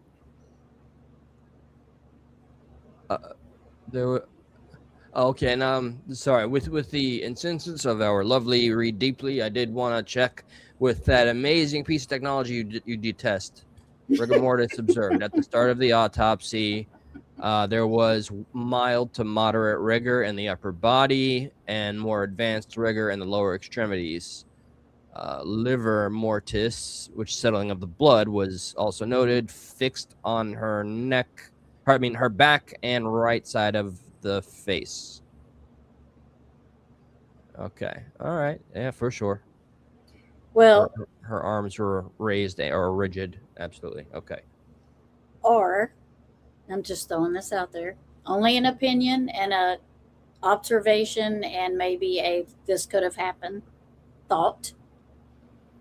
What if someone was eating pineapple and someone came down the stairs and wanted some, and someone didn't want to give the other someone any because they always get everything they want, and we got into an argument? I mean, so you're proposing that a 9-year-old, which of course children can be temperamental. Mm-hmm. It's just the modus operandi, if you will, the method in which JonBenet was removed from this world. That's what tweaks me out a little bit about him doing it. Right. But my God, is that a face that you could look at and just be like, I don't like the smirk right now. It's just the happenstance. Yeah, that's the part I would I mean, is he strong enough for that at 9? Well, she was a frail little thing comparatively. Yeah. Yeah, he was 9, Eve. He was 9. Yep. According to this video. Yeah, no. Across the board, absolutely. Across the board. Okay. Definitively 9 years old. He was Okay. definitively 9. Okay. Right, can occur through initial following relaxed phase, then return. Plus, it was cold too, so it was drastically slows things. Correct. Yep. Nikki would know. People are angry at the way he carried her out, but that wasn't his fault. Oh, they at John, the way he carried her out. That actually makes sense. I mean, you have to look at everything, good or bad, or whether you disagree or agree with it or not. I mean, I've seen siblings fight like that. You get everything. I'm not giving you, because she's little. Like, give me some because it's 1 o'clock in the morning and yours is already fixed, and none of you know how that banner goes back and forth. So it just made me think. So here's where I entertain it, and I described this, and it's the first time I had this thought with dear Tammy in the preparation of the show. Whereas I thought of it, okay, yeah, imagine you're the boy, you're the first child, you're used to all the attention. That could certainly build a rage, and then enter all of the other strangeness, like the letter and all that. So we now can open up the realm and the door for a pair of parents here that want to protect the only child they have left. So I never thought of that before it being introduced to me, but that still doesn't mean I'm hook, line, and sinker any which way just yet. Yeah, but you got to look at all the possibilities. That's why, I mean, just like as a detective, they got to go down every avenue. They can't just be tunnel vision and say, well, we got to look just at the parents, or we got to look just at friends down the road or something. They have to go down all of them. They've got to search and see which one leads them to the right answers. You know what I mean? Yes, diligently so. She was tied up. Her feet were tied together, right? And okay, I can find out very quickly. Okay.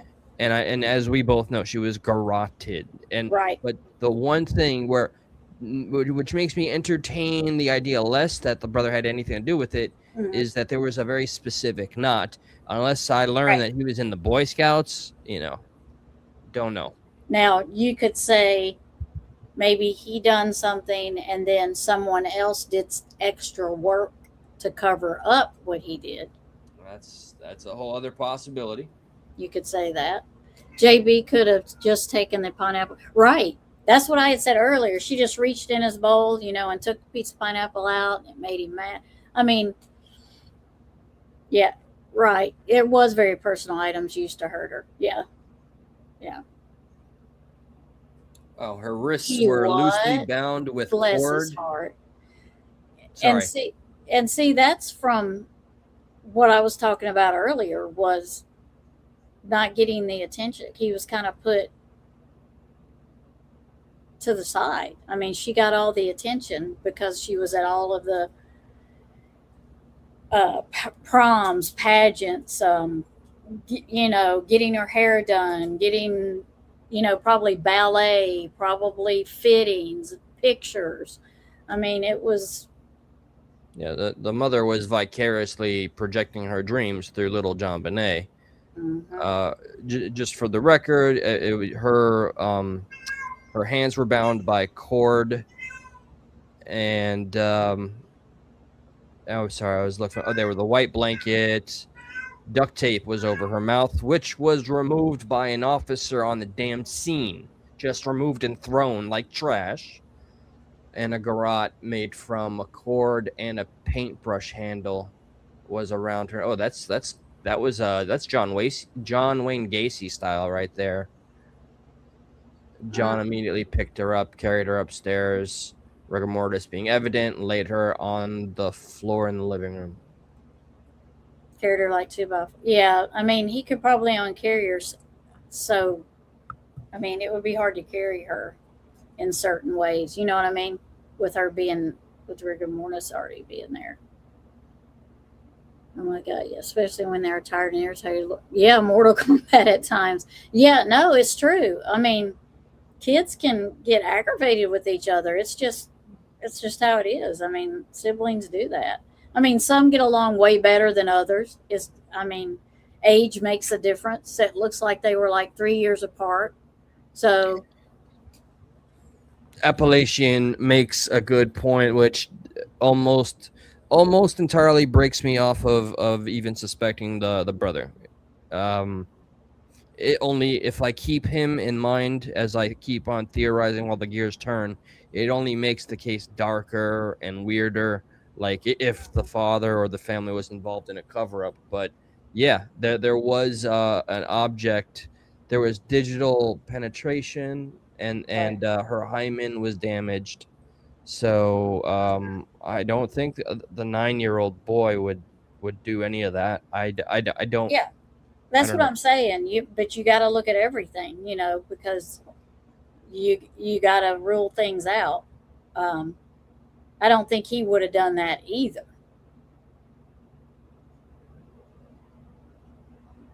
Tie the knot. Yeah. Absolutely. Mm-hmm.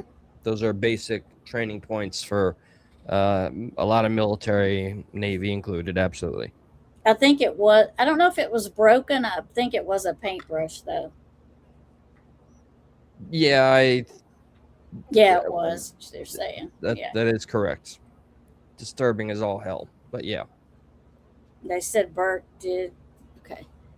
did a show on this, and at the end of it, they said Bert did it. Bert sued CBS and won millions of dollars, so we know he did not do it right. Yeah. CBS actually said he did it. That's kind of, I mean, that's brave, just coming out and saying. There is a lot. Yeah, there are a lot. Yeah, they were. I mean, you can't accuse, you can have your opinions, but you can't accuse somebody like that, because that being as big as that is, and he was on there, it might have ruined his reputation or his job or whatever, you know, being on TV like that. Yeah, 2016 miniseries implied and effectively concluded that Burke Ramsey did that. Holy shit. Yeah. And I think, if I'm not mistaken, I think he did a interview with Dr. Phil. Yeah, I think that's, we just had that footage playing. By God, that man got $750 million. Wow. At the conclusion of the miniseries, they had the parents help stage the crime to protect the son. That's what they did? Okay. Yeah, that's what they said. If parents were held responsible for the kids, Patsy and John would have been jailed. Because they know that things have happened to her. Dr. Phil, yeah. Who wasn't a doctor. Yeah, we know that. Yeah, no, he's a TikTok doctor. Isn't he like an Oprah doctor too? Wasn't he from? Yeah, like she discovered him. Yeah, there we go. Yeah. Like he's as much of a doctor as I am a fucking attorney at law living my dream life here with billions of dollars in my account. So there you go. Yeah. And 3 kids. Yep. At all times. Yep. There was some new DNA that surfaced, but I haven't looked into it yet. I have not looked into the DNA yet. Based on one of the generic searches I did, allegedly, they've reopened, not reopened. They're just putting new and more, a lot more energy and re-interviewing people. That's the official report as of now. Gotcha. Didn't Dr. Bowden get involved too to help dig into the autopsy more? I don't know. I'm not sure. That's the guy What, to go to usually. But Dr. Phil isn't a doctor.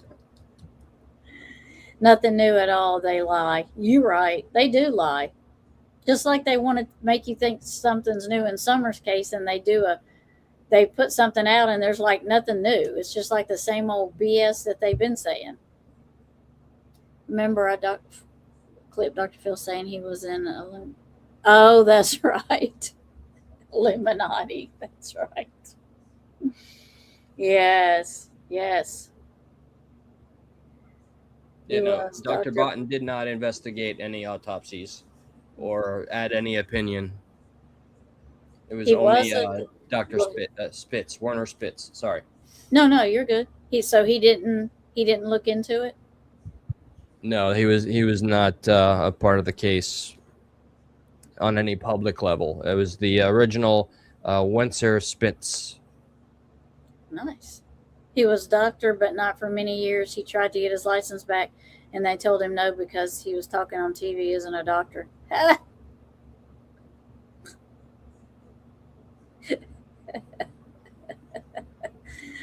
No, you can't be a doctor on TV and then try to tell people that they're dumb.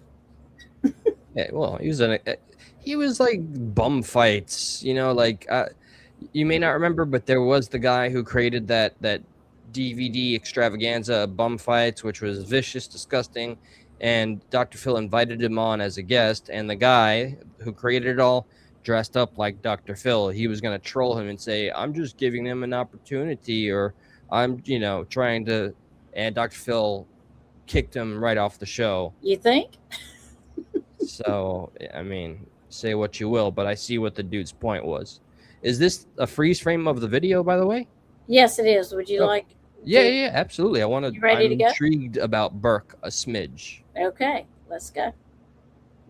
Placing the bowl on the table. She denied feeding JonBenet pineapple. She denied having any knowledge of how the bowl or its contents came to be on the kitchen table that night. Then investigators told her that her fingerprints were on the bowl. The tone changed. In the recording of that exchange, what investigators and analysts noted was a specific shift in Patsy's manner when confronted with the fingerprint evidence. During her denial, her voice was high and forceful, indignant in the specific way of someone who feels wrongly accused.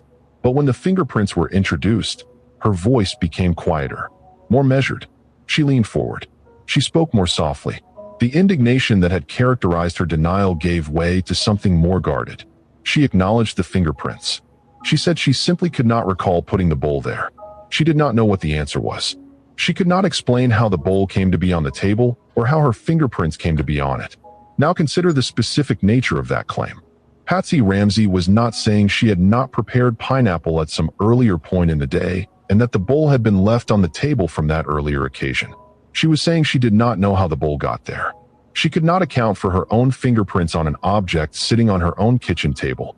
That is a specific and unusual claim for a person to make about their own home. Detective Steve Thomas, one of the lead investigators on the case whose book on the investigation remains one of the most detailed accounts of the evidence, addressed the fingerprint findings directly. The fingerprints on the bowl and the glass, combined with the autopsy finding of fresh pineapple in JonBenet's digestive system, represented to Thomas some of the most compelling physical evidence in the entire case. Not because fingerprints on a kitchen bowl proved what had happened, but because they established a connection between specific family members and a specific object at a specific time that the family's own account of that night could not accommodate. The kitchen layout added further context to the fingerprint evidence. The glass table where the bowl was found was not tucked away in a corner of the kitchen. It was in a central position, visible from the entrance to the kitchen, the kind of surface that anyone moving through that space would notice. The bowl of pineapple and the glass of tea sitting on it were not hidden. They were out in the open on a table that everyone in the household would have passed multiple. Really hones in on the bowl importance, man. Yeah. And I think what's weird about, I think in this kitchen is what's weird about it is he says it's visible from the kitchen. I think this house maybe had separate entrance to the kitchen, like from the bedrooms. You know how some houses are built where you could go to the entrance. There's a back staircase that would take you to the kitchen. Yeah, sure. I kind of feel like this house had that, but I don't know. I can't remember. It's been so long since I've seen it. Do you I know. mind skipping a little? No, we can skip this. Let me 'Cause see if I- where we're. Let me If see. if I learn more about a singular bowl of pineapple milk, I might. I haven't watched all of this, so I don't know. Oh, and is it all in this on this frame itself? It's Oh my God! probably This is. man made an hour video about a bowl of pineapple. Yeah. Let's skip down here and see what he says. The physical evidence pointed toward the kitchen, toward the bowl, Yeah. toward the Oh my finger. Here we are. Oh my God! God bless. Hey, thanks for the footage, the content, and all the good work, man. What is but established is that holy- JonBenet was in the kitchen, that she ate pineapple, that family members had handled the objects connected to that. Okay, we figured that out. Here, We're good with that. Hold on. play like one of. I don't know if this. I assume this is not the first interview. It says John and Patsy Ramsey grant interview to local media, and it looks like, based on the date, it was almost a year after. We can look at that. Yeah. So yeah, let me know when you're ready, and I'm gonna hit play. Yeah. Go ahead. Good to go. Here we go. Yep. Hold on. I hear unmuting is all the rage on YouTube. Just a crazy theory. Really? Just what they say. I don't trust they though. Innuendos that she has been or was sexually molested. I can tell you those were the most hurtful innuendos to us as a family. They are totally false. JonBenet and I had a very close relationship. I will miss her dearly for the rest of my life. I'm Patsy Ramsey, JonBenet's mother. In this interview, I learned from the documentary on Netflix from 2024 that she was heavily medicated and maybe even slurring. I don't know if this is that particular interview, but just letting that be known. And I'm grateful that we are finally able to meet together face to face. I'm appalled that anyone would think that John or I would be involved in such a hideous, heinous crime. But let me assure you that I did not kill JonBenet. She reminds me of Hillary Clinton. I did not have anything to do with it. I love that child with my whole of my heart and soul. Mr. and Mrs. Ramsey, what do you want to say to the killer of your daughter? We'll find you. We will find you. I have that as a sole mission for the rest of my life. Mrs. Well, Ramsey? you have not found me. Likewise, the police and investigators have assured us that this is a case which can be solved. You know, you may be eluding the authorities for a time, but God knows who you are, and we will find you. That is true. God does know who you are. That gives me. Oh, okay. Remember, judgment is easy when you're watching a screen, but I will at least share that. Hey, share. No. That just gave me a lot of performative vibes. And that is not me saying that is the case. I'm just giving off my observation. Mm-hmm. That's not the end of it. Do you have any opinions as of yet based on what we've just seen in that interview? In this one, in just their demeanor or their everything. Well, from the ones that I got to see of her, she was always like medicated, and I can't say that I wouldn't have to be on medication either if that had happened to my. So I can't say that I wouldn't be in that condition. You know what I mean? But I don't think it's definitely not a good look for her to like. Oh no, please continue. I can't see you, so finish your thought, please. I was just saying it's not a good look for her. I don't think to be that way. He just seems very defensive. I guess it's just because he's tired of being, accused of things, and I get that. I get that, but at the forefront of a lot, like essentially, they became public enemy number one in the eyes of the world. Yeah. I do, 1996. I was 13, middle school. I remember this case very well because every magazine, every newspaper had John Bonet's face everywhere, and same with these folks here. The way he kind of hopped up and down, and the way she pointed at the camera and said, "God knows who you," just little details and nuances of their body language or facial features. I'll even replay the very moment that I'm like, yeah.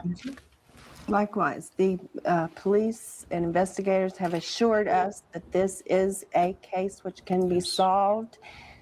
You may be eluding the authorities for a time, but God knows who you are, and we will find you. See, that's the kind of performance I'd put on if I was live on my channel and saying, "I know which troll you are, motherfucker." I don't know. It's this tough and hurt. I don't know, man. It's just I'm armchair quarterback, and so I give myself. I remind myself. It's nearly impossible to deviate or conclude any form of truth via an interview outside looking in, but and I realize that money doesn't get you everything, but I would think with their status and what he does, they would have been able to do hire a private investigator. I mean, I would have thought that they would have done more from their side that they could do to help find who done this. And don't worry about my screen. There's nothing I'm trying to hide, so feel free to leave it open. Let's ask. Yeah, you can. Yeah, if you want me to close it, just let me know. No. I hide nothing. Did the Benets hire a private investigator? I mean, if I had that money, I would. Absolutely. I would go to every possible avenue available to me. The dude had a lockdown with Lockheed and Martin. Yeah. A highly respected Colorado detective who was brought in by the Boulder DA. Assisted the investigation. I'm looking for the Ramseys also hired additional private investigators over the years, including Ollie Gray and Johnson Augustin, who worked on the case during '99. Former FBI profiler John Douglas, hired as a consultant. The family spent significant money on private investigators, lawyers, security, as they tried to clear their names and pursue leads the police were not prioritizing. This was okay. So I also want to just put out there, if any of you happen to have Netflix, go ahead and give the last Benet documentary a looky-loo, because it's that John Benet that is featured in that particular documentary that convinces me so compellingly that it wasn't him. But what he has going for him is that he's older, he's tired, he's more tired, he's beat up, and you just maybe there's a sympathy card there, but I don't know. I don't know. Some of the other things I think that we will be talking about are some of the other suspects that come into view regarding this case, because I looked it up earlier, but there was somebody that was obsessed with John Benet that had a history. I don't know. That had a history. Oh my God, it's Us. It's Us. Yes. It's that famous show. I was gonna go through my. Let me put in. They just packed up and carried on with their holiday plans. See, that's the other thing that bothers me. and they moved. You know, I understand that. I don't know that I understand that.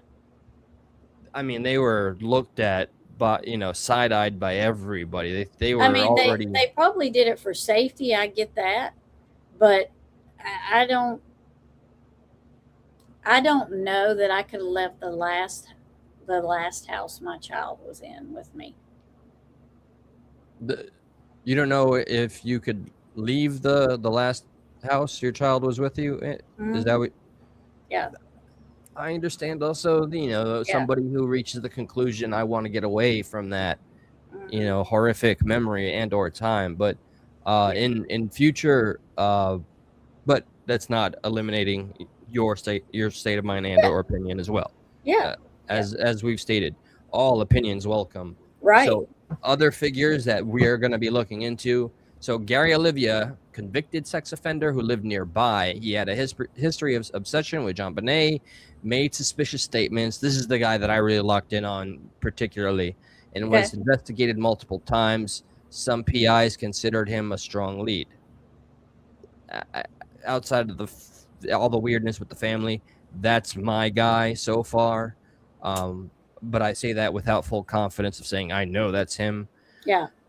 Michael Helgath owned boots similar to a print found at the scene with a stun gun, which some theories link to the case. He offed himself shortly after the unaliving. PI Ollie Gray, hired by the Ramseys, believed he was involved. I'm gonna have to look into him. I'm gonna copy and paste that. Bill McReynolds, also known as Santa Bill, this one I'm familiar with, retired journalism professor who played Santa at the Ramseys' Christmas parties. John Ramsey named him as a suspect at one point. He died in 2002. Chris Wolf, local reporter whose then girlfriend reported him to the police as acting suspiciously. He was investigated but cleared by DNA, alibi, and some accounts. As I will mention, the Ramsey family were cleared by DNA and official statements, so on and so forth. Doesn't mean it's right, just saying that's what it was. Right. John Mark Carr confessed in 2006 while in Thailand, claiming he drugged and accidentally offed JonBenet. I don't know that they found any drugs in her autopsy. His confession was widely discredited. Wrong details, no physical evidence. DNA did not match. Okay. Yeah. And a final, maybe honorable mention, if you will. Lou Smith, a detective who worked for the family, compiled extensive lists with hundreds of names, including transients, essayers, and people connected to the neighborhood or the family's circle. Some names from his spreadsheet have surfaced in media reports over the years. Over 1,000 individuals have been investigated and received tens of thousands of tips. The strongest physical evidence pointing away from the family has been unknown male DNA found on JonBenet's clothing and under her fingernails. This supports the intruder theory, and no one to this day has been charged. And the reason it's unknown is because their DNA has never pinged across any of the FBI or CIA or you know what I mean? They've never gotten in trouble, so their DNA's never. Right. It's not in any database, what have you. Yeah, so yep. Is it white collar? That's the wealthy echelon. Like there's blue collars, the working man. You're right. Blue collars, working man. I'm not sure. I don't fall in that category. I don't know. Yeah, no, none of us around skier do either. But I think anybody in the white collar echelon, you know what? I'll just say I have a Biden moment, and I'll relent on any statement I was going to make regarding that. I'll just say that I do believe it's harder to find anybody of that status that does something. Right. Yeah. To get in trouble for it to even get put in the database. Right. Based on all the connections. And I will add, even though I'm fixated on that one guy with the obsession and the history, maybe this is silly of me to lock onto with such a bias, but I'm just being transparent so that others can offer a counter claim and or argument. The whole knowing that Lockheed they were working for or partnered with Lockheed. Yeah. I mean, it could have been a business partner who's very rich and never been caught doing anything that he's not supposed to do. Points for read deeply. Yeah, your Diddy's, your Cosby's, your Epstein's. The other, right? I think as a collective, as citizens of this country, as a species on this globe, we are beyond shock at this point. Yeah. We know there are powers that be that live a life that we could never even conceive, imagine, nor dream. And there's far too much evidence at this point in our collective lives that shows just how far they go to feel. Yeah. To feel anything. Right. When everything is at your fingertips, anything and everything, and readily so, people in that echelon, they do the craziest shit. Yeah. Yeah, because they get bored. Precisely. They have nothing else to spend their money on. Right. Like everything. Think of it like it's a video game. You've nearly completed everything. You're going to try to find that next level that you haven't experienced. I hope this is not a true statement as I make it so general, but by God, I mean, there's a Vice sponsored documentary that I did a whole thing on, and it'll stay with me till my final days. It was a hotel manager of a grand, huge hotel that catered to the wealthy, and he's also been in business long enough to have helped the average Jane and John. And he in this documentary, where he did not give his identity away, the things he expressed and the differences, how the people that were less wealthy or poorer, they were nicer, they were more humble, they tipped better, and the people with the money, they left disgusting things behind just to have them clean up for kicks. They were ruder. They would offer money for deplorable acts, and if you declined, you were treated like garbage and or ignored. So whenever we look at all the things that divide us and make us want to go at each other's throats, just remember, to me, there's a lot of factors that point to class warfare other than all the other things. Yeah. Yeah. And it's worth mentioning here because he obviously was connected to a very successful business that is still here, that are still operating. They're still out there. That company is. Here, quick little fun test, and chat, you can join in on this one. What are some of the most infamous company names, the most wealthiest and infamous company names you can recall right now? We got Lockheed. Yep. Vanguard. And see, DNA was never taken off of anything, Reed. That's what's so stupid. Where did they take DNA at? Is the only place they took it was off of JonBenét, which I'm glad they took that. I mean, thank God they took that. But, I mean, why didn't they take it from other places, like the window seal? The suitcase that supposedly somebody stepped up on. I'm looking forward to, because I was specifically excited to go over a broken window with the suitcase, because that was so out of pocket when I learned it in the context of the documentary. It's just so damn strange. But, no, can you remember any of the other elite companies like Lockheed Martin, Vanguard, Blackgate, or Blackwater? I was going to say Blackwater. I was going to say, isn't there another one? Blackwater. I remember that. Rothschilds, and even family names, the Vanderbilts. Even Toys R Us was linked to shady shit. Even Disney's linked to shady shit. Cherry is that obvious absolutely. Too. That should be the number one, Disney. Yeah, they get bored. Let's go down here and see if we have. I'm not trying to skip comments. I'm trying to see. No. Coca-Cola, Blackwater, Toys R Us was. Oh, really? Shady stuff. Not surprised. Not surprised. That's why there's no Toys R Us. They threw them under the bus before they threw anybody else. The Mormon Church, the Catholic Church. I don't know. Institutions like that. It's easy to point.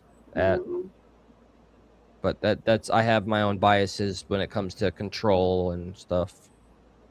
Northorpe Growman? Is it Northorpe? I'm friends with a girl who did a YouTube after she had lunch with them. Her spidey sense were definitely tingling. Which company? The Oh yeah, the big oil companies. Yeah. Oh yes. Anadarko. Even though they've been publicly punished in a manner that does not fit the crime, meaning it was a slap on the wrist. The Sackler family, which was hugely responsible for the great opiate epidemic in our country, because they knowingly said that it was not addictive before they spread the stuff, and their only punishment was a public apology by one of the members of the family that was only public, like within the bounds of a room in a building, and removing their names to museums that they donated to, and that's it. They were responsible for thousands upon thousands upon thousands of lives. Mm-hmm. That's all they got. Nickelodeon. Oh yeah, actually Nickelodeon with the fucking Dan Schneider. Yeah, Nickelodeon is. My grandkids quit watching it. Did you see that documentary about Dan Schneider? I did not. From the Drake and Joe. My God, he was so gross. It's no wonder Amanda Bynes got so damn screwed up. Yeah, I did not watch it. This being a podcast that I'm a part of, I'm always intrigued with engaging with you, the audience, captains of the ship. Yep. Any ideas or any things that you guys would love to see us talk about, cover, just know that the door is open. This is an open format kind of dialogue, and if you want us to lock in on anything or cover any ground on something that we have not yet like kind of scratched the surface of, please do let us know. Comments in this after the video reach either of us in any manner you wish to. I'll make my links to where you can talk to me personally available. Is there anything you want to cover further before, or like how do you feel? What do you want to do? What do you want to do? How do you feel? What do you want to do? Well, I still feel like, I mean, if you want to cover, you want to do some more on JonBenet for next time. Next I week? want to go over the other suspects. Okay, we can do that. What I would like to say is I still feel, so far going through the stuff we're going through, I still feel like they know what happened to her. Yeah, and I can't really knock that vibe either, because the look is the look. Mm-hmm. So, I mean, I'm not saying they're directly responsible, but I have an issue with you not setting the security alarm. I have an issue with that. I have an issue with you not knowing where that bowl of pineapple came from. I know it's not, I mean, it's still like when I go to bed at night, I know what I leave in my kitchen and what I don't leave in. If I have a bowl in my sink, I know that bowl's going to be in the sink when I get it. I'm not going to wake up and find a foreign object sitting in there and not know where it came from. I'm just not. So I just have a hard time with her not knowing where it came from. And then John saying, well, that's not our bowl. Well, yeah, it is, because it's in pictures. Yeah, that's days before. So you have effectively, thrown enough red flags down for me to quirk a few eyebrows at them. So while I have my I won't call it a bias, like my antennae is set on that one fella that we haven't covered, they have given plenty of reasons to be looked at. Yeah. I mean, I can see why they did that. I mean, I can't say I agree hounding them and putting them through all of this stuff. But I mean, if you're going to treat them like a suspect, they can't be treated any different than you would any other suspect. You know, you have to go through the same things to find out your answers. But I mean, I don't actually know how much they put him through. I can't remember. I know they put him through a little bit, but I can't remember everything they put him through. But I find it interesting that he said that you read that they hired private detectives to clear their name. Yeah. So in clearing their name, was that also to find your daughter's murderer? That would have been a very important stipulation. You know, it's another optic. It's like they're a nightmare for anybody that does PR. I wanted to ask if I could hone in more so on your most conclusive theory yet. Do you believe that it was all three of them, Burke, John, Patsy, or it was just, you know, one of them? Like, I'm here, I'll throw you didn't. Sorry, I'm going to throw my answer first. I'm inclined to believe the hypothetical that one of them did something and it was then they tried to do a cover up. I mean, that's for me. That's how I've thought. That's how I've always thought it was. I've always had a thing about the relationship with him and her and Bert, because I know he probably got the short end of the deal. Not that that was her fault. I'm not blaming that on JonBenet because that's not her fault. I just feel like there was animosity there because of the different treatments. Yeah, look, so I always felt like he could have done something to hurt her, and they covered it up to some extent. Yeah, you know, and also to who's it? Appalachian, Claudia. They are reminding us, yes, something did also come up about the housekeeper and to look into her, which we fully intend to do. I want to make sure every case that is visited on this show, on this channel, on this podcast, which we do ask, please feel free to share it anywhere and ask someone to just, you know, hit the subscribe button. It goes a long way. We truly do have a goal here. I wanna completely educate myself about all of the things regarding the family before we move on to the other round of suspects. Right. Then you know, once that is done, I'm eager to go on to the next. But I want to be as concise and detailed as possible. So if you're wanting me to clear a suspect, clear a family member, at this point, I cannot totally do that. No, hell, no, I don't think anybody really can. But if Netflix allowed the sharing of passwords, I'd be sharing mine. You really need, like, it's torturing me that you haven't seen the footage I have, because it's I don't know if he's just gotten really good at like PR, because this was 2024. Right. He looks so like you can't help but be like, oh man. Yeah. And then he talks about how tortured his wife Patsy was, and how like she may have died from cancer, but he believes the stress helped, you know, supersede it and all that. And I would believe that. I would believe that. I'm not, you know, I would not take that from her at all. I would say that because, but I just feel like that the people she was around and the lifestyle, I just feel like it was preventable. You don't feel like what was preventable? Sorry. I feel like it was preventable. It was, yeah.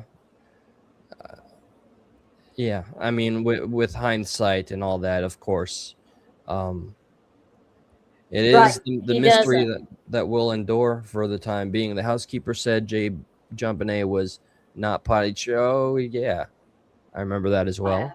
Oh, okay. Sorry, there. But John never talks. See, that's why I said I get it that he hired all the private detectives and investigators and stuff, but it was to clear his name, was it not? Because here's my thing: if you hire them to find the murderer, that will clear your name. Right. Yeah, and I don't know how critical I should be, because we've already gotten our aspersions for AI. I don't know if AI just chose to word it in this way, that would seem like kind of an oversight on AI's part. But if I would hope that they would hire anybody to find who's responsible, not just to help gather evidence or anything, any bit of, I'll call it PR, to make us look more innocent, clear our name. Yeah, no, finding your daughter's assailant would do the exact thing. Yeah. And the big question was the horrible accident that got out of hand or straight. Right. And that's why I think, I don't know. I feel like there's too many red flags for you. Like if you had to truly put her in bed because she was way too tired and she just couldn't dress herself or undress herself, however you want to say it, and you dressed your child for bed. A lot of parents have done that. Your kids are too tired, you've dressed them for bed and you've put them in the bed. I'm not saying there's that doesn't give me a red flag. But what gives me a red flag is you said everybody went to bed and nobody ate anything. But then Patsy had the same clothes on she had the night before. So did you get up, call the police, run in there and put your clothes back on, and wait for the police to get there? Is that why you had the same clothes on that you had? Or did you just not go to bed? Interesting. Did you? And then John's like, well, that we don't have those kind of bowls in our house. Well, yeah, you do. So that's the other flag that threw me. And she's like, well, I didn't feed her pineapple. I don't know how she got it. Okay, well, you're two adults. You're cutting up a pineapple. I can tell you, an adult has to cut that up.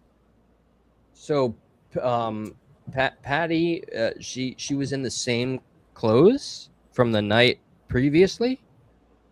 That's okay. Oh, that's very strange to me. And I don't know where I heard that at, and I know Reed put it in here too. I will have to just kind of look, but let's see. I think an accident, if SA could have been, I think they just yeah, and then they had to cover it up. I would lean that way very heavily, Reed. I would lean that way very heavily. I would. And when I say Bert could possibly know, because maybe he woke up. He was up eating pineapple. It's his handprint, his fingerprints are on the bowl and the tea glass. And I was looking at the tea glass because, we got a good shot of it and we got to look at it for a really long time. So I was looking at it to see if tea was actually made. Like I was trying to figure out if the tea bag was actually wet. Regarding, like you 100% right on, Patsy reportedly had not changed, showered, or gone back to bed. This was noted as unusual by some investigators. You think? Given that the family had planned to fly out. Oh my God! Like this is really disturbing. It really adds up. The less and less, the more details I am fed. You're supposed to. Okay, you didn't discover your daughter was missing until the following fucking morning. You're an affluent, well-to-do family. You don't go to bed. You don't change. You think all is well, and that doesn't make a damn lick of sense. That is weird. Yeah. That is weird. That's authentically fucking weird. That's what I'm saying, Reed. I believe that. I believe both were. And I feel like for him, a child that probably went through what he went through, I can see being very angry. Now, can I see being angry enough to use that, how do you say it again? Garnet? Oh, the garrote. The garrote. No, because I don't see him being that strong. But I see him maybe. The paintbrush was you're familiar with how John Wayne Gacy strangled his victims. He used a little piece, something with a bit of weight, mass, and it helps you easily choke somebody out. Yeah, right. But that's a little advanced for a 9-year-old, in my opinion. Like I can see an accident happening and then someone covering it up. I can see that. For me, that's not an option that's out of it yet. I'm still that I can still see that happening. The garage with the knot and the paintbrush, I think that nearly excludes Burke from it, and Right. Damn near entirely. The miniseries apparently concluded that she was struck with a blunt object of some kind, and this is when the parents proceeded to help get it staged. So that would frame a very dark portrayal that one of the parents decided to do. Right, that's what I'm saying. It could. I don't think Burke could do that. Tie that and do that. I don't think he's capable of. Do I think he's capable of getting very angry and mad at her? I do, because they were put in that situation to where it would make him want to be that way. And it wouldn't be JonBenét's fault. It's just how it was. This how they treated her, and it would have caused that animosity. I can see him getting angry, but to that extent, I can't see. Here, I'll overshare. Everybody put me on the watch list now. When I was about 6 or 9 years old, I remember when, God bless her, was it my niece or...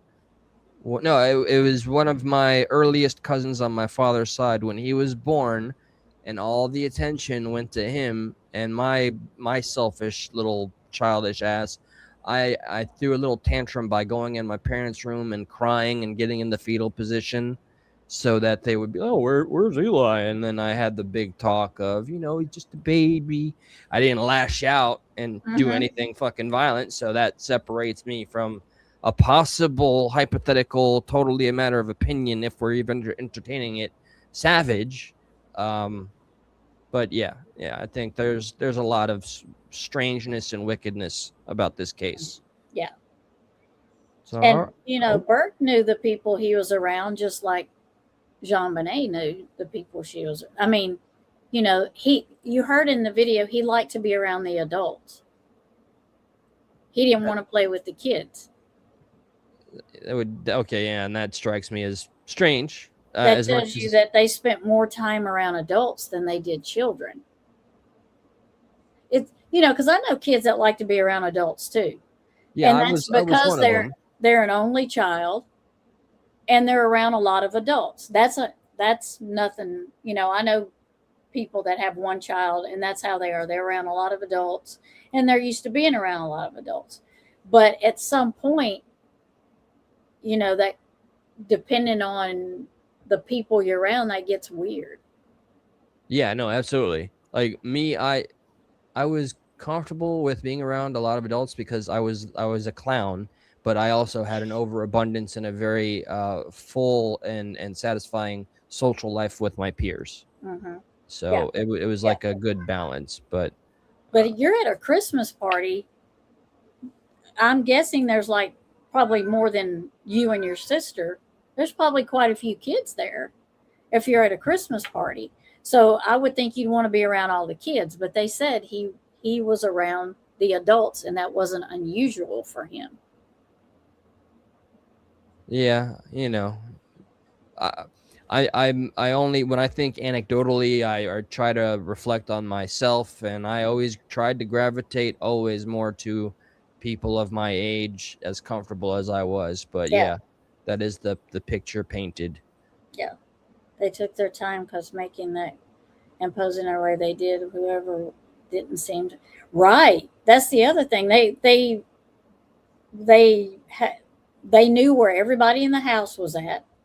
They knew the security system wasn't going to go off because it was turned off. Yeah, there's a lot of, as we've been verbalizing it, a lot of flags on this field regarding this case. Yeah, why would you call your friends first or call them over at all? I wouldn't want nobody in my house disrupting the crime scene. Yeah, that makes it even more. you don't think it's a crime scene because just playing the devil's advocate. Pretend you don't know she's downstairs. So you call your friends over because your daughter's missing because you don't know she's downstairs. And then after 6 hours of people being there, you go down in your basement and there your daughter is. Which you don't go down because the window's been broken and it's cold down there. So whoever put her there knows that the family doesn't come down here because the window's broken. It's cold down here. It's December. We don't have to worry about anybody catching us at 1 o'clock, 11 o'clock, whatever time of the morning it was. Or we don't have to worry about bringing her in the basement and laying her here and doing all we need to do because the security system's off. There's elements that I am eager to revisit on the next is I want to focus on the window, the suitcase, because I completely forget the explanation given, and just everything involving the parents' behavior, and then on to the other suspects. I would also like to look at a video of a tour of the house so we can kind of get a better idea of like the living room, the kitchen, the basement, so we can kind of take ourselves through the house and see how big the house was and see why you wouldn't hear something because you were in this room, or you know what I mean?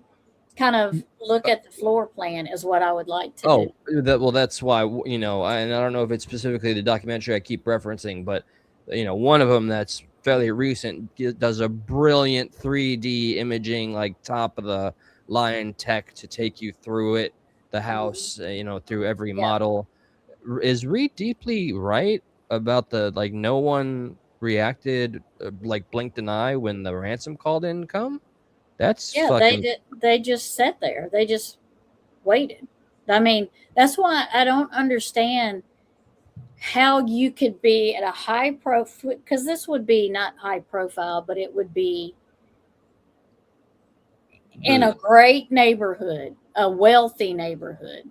This is a wealthy family. Yeah, it had all the makings of going there. Yeah, and you didn't search every inch of that house, and you've been there for 2 hours, 3 hours. Let's say she called at 5:53 a.m. So how long do you think it took them to get there? An hour, maybe? So now you're at 6:53, and so you're at 7 o'clock, and 6 hours later you find her. So you didn't do an initial search of the house, even though they said, my child's been kidnapped, we can't find her. The way the investigation was handled, the way the scene was completely disrespected, it wasn't held to a standard that it should be when dealing with something so egregious and so alarming. So there's shadows of doubt to be casted everywhere. And I am going to do research immediately on the last thing that Linda, the one who I just showed that footage of. I want to know what she said. Okay, Linda. Listen, Linda. There's a video regarding sound. They did that. Okay, we'll look for it. Because I haven't seen it, and I kind of want to know, if they hit her. I mean, just say this. So if she was brought there, they wouldn't have to silence her, right? But if they lured her, how would they get her down there in that basement? What child would want to go down there at 2 o'clock in the morning? Yeah, I mean, well, I think that would explain why she was kind of tied up. I don't think she would have gone there of her own volition. That's what I'm saying. So did they go get her out of her bed? How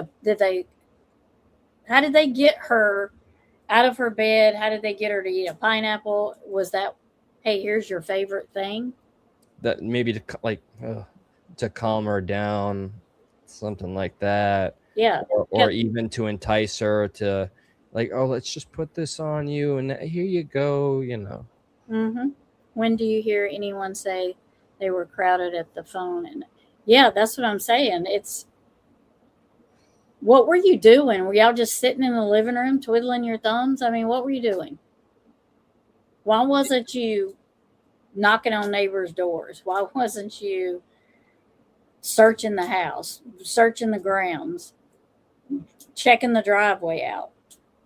Yeah, nobody, I don't care what the opinion is, can justify why parents, loving parents, would not be panicking and scouring not only the neighborhood but their own damn house. Yeah, yeah. Why wasn't, if you had security cameras, guess who else had them? Most probably your neighbors had them. Oh yeah, for sure. On for either sure. side of you. So, or did you check their cameras, or was everybody's turned off on Christmas night, the biggest night of the year when everybody's house is full of all new stuff? My strongest, I mean, there's a lot of things that we hit on, but the thing that's lingering the most is that Linda, the first investigator, on how she was like, he was cordial, that, you know, and her eye, the intensity. Yeah. I think it's pretty obvious where she thought the source was, which is why I'm strongly enticed to, fuck it, what was her, Linda Ardnett? Arden, yeah, something like that. Yeah, especially when the ransom never comes. Yeah, the ransom, all that was a diversion. That was a holdup to give them hours for what? No, if she was already in the basement, why did you need more hours? You know, if she was already in the position, did you need more hours? So, I mean, why would you need more hours unless you needed to get away? You know, unless you needed hours to get away. So, skipping pretty much, like, there's a big thing about the interview she did. Doesn't look like she was looking for any limelight, so that's actually encouraging. Yeah. But she felt she had such a bombshell. All right, so later reflections, she had been critical of how the crime scene was handled, including the decision to allow people to move freely in the house. She stood by her belief that the parents, particularly focusing on John, in some statements were involved, though she did not always agree with every aspect of the investigation. Arnett's role and comments have been controversial. The Ramseys and their supporters criticized her for tunnel vision on the family early on. Come on, for every damn reason. While others saw her as one of the few officers pushing back against the initial intruder focus. She was not the only detective on the case. Here evolved over time. Her statements are, yeah, okay. All right, yeah, that's very telling. You know that the I think she was the lead investigator. Mm-hmm.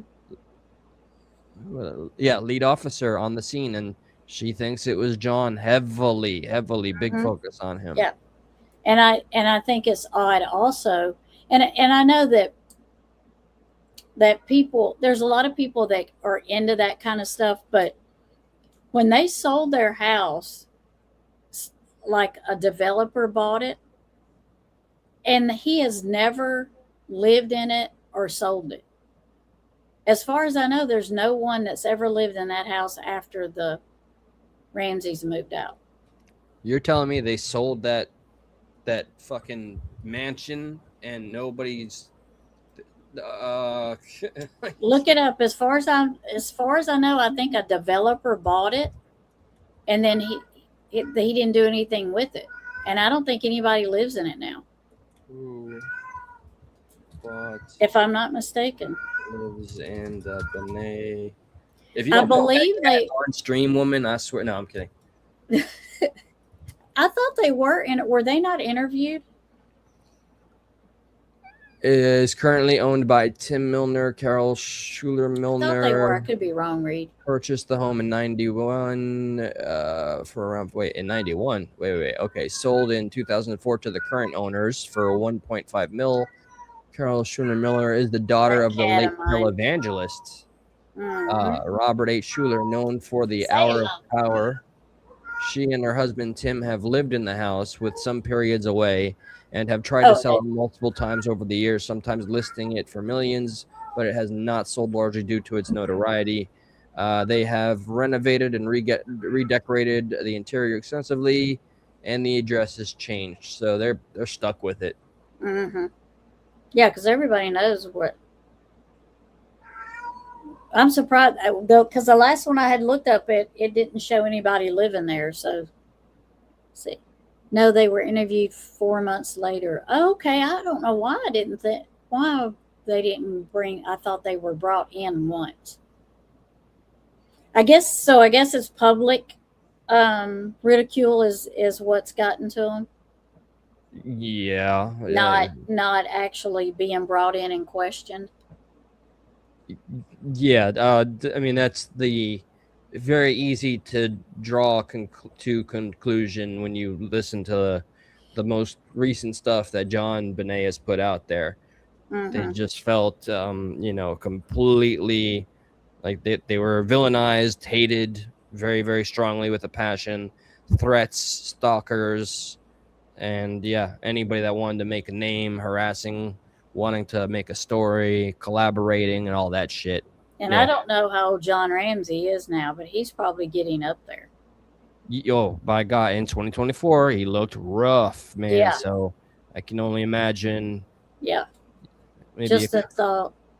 Hindsight 2020, back then law enforcement operated basically not making any excuses, but I wondered if they literally just dropped the ball and thought it was a spoiled child. Yeah. Oh.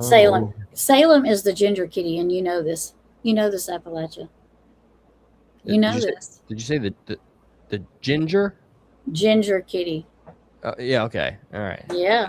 Yeah. I was just. I knew you said ginger. I was like, did you say the ginger kitties are a whole attitude in themselves. Well, it is Colorado. I would. You're reading my mind, Reed. I was just fixing to say, let's go over some Colorado cases. Susan Morphew, Chris Watts, now the John Bonet, and there's a fourth one. I was trying to remember the fourth one, and I can't remember it. They are not, their cases are not, they don't look good. I mean, none of them did they do a good case in. Suzanne Morphew, I didn't ever think they was going to bring him to justice. And he's in and out. I mean, I don't even know that if I think they arrested him again. Oh, and just for my own peace of mind, before we wrap up, what is the name of our third co-host, which is the cat? Salem.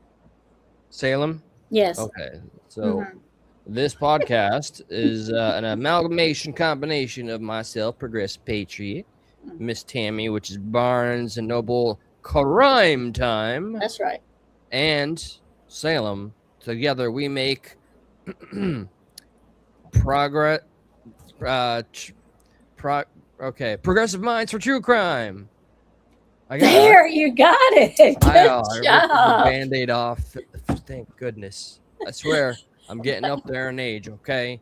I may look young, but do not be fooled. All right, so I've had fun, and I'm looking. Yes, I think this is a good way to end it. I do. And I'm looking forward to. I'm gonna do a bit more to help find some of the clips for future reference, and until then, everybody. I think what we're gonna do, our list of to-do lists for next week, Eli. We got to have a tour of the house, because I think it'll help us understand the house better. And then you're going to look into, what are you going to look into? Well, what am I going to look into? All right, Yes. so you want to do a tour of the house. I want to close up the last of the speculations of the family, even though there's a lot of evidence that they are the source themselves. But I wanted to look at some of the other suspects, specifically the obsessed one with the history that he has. Okay. That aside, homework aside, I wanted to ask. We haven't really made our schedule yet. We know Mondays, and that's what I wanted to talk to you about. I guess on the back streets, but how are you with? We do our Monday, and then we do. Do you want to do what? How many you want to do in a week? Probably one, since you got a pretty tight schedule. For the time being, okay. 2. We're gonna do 2 a week.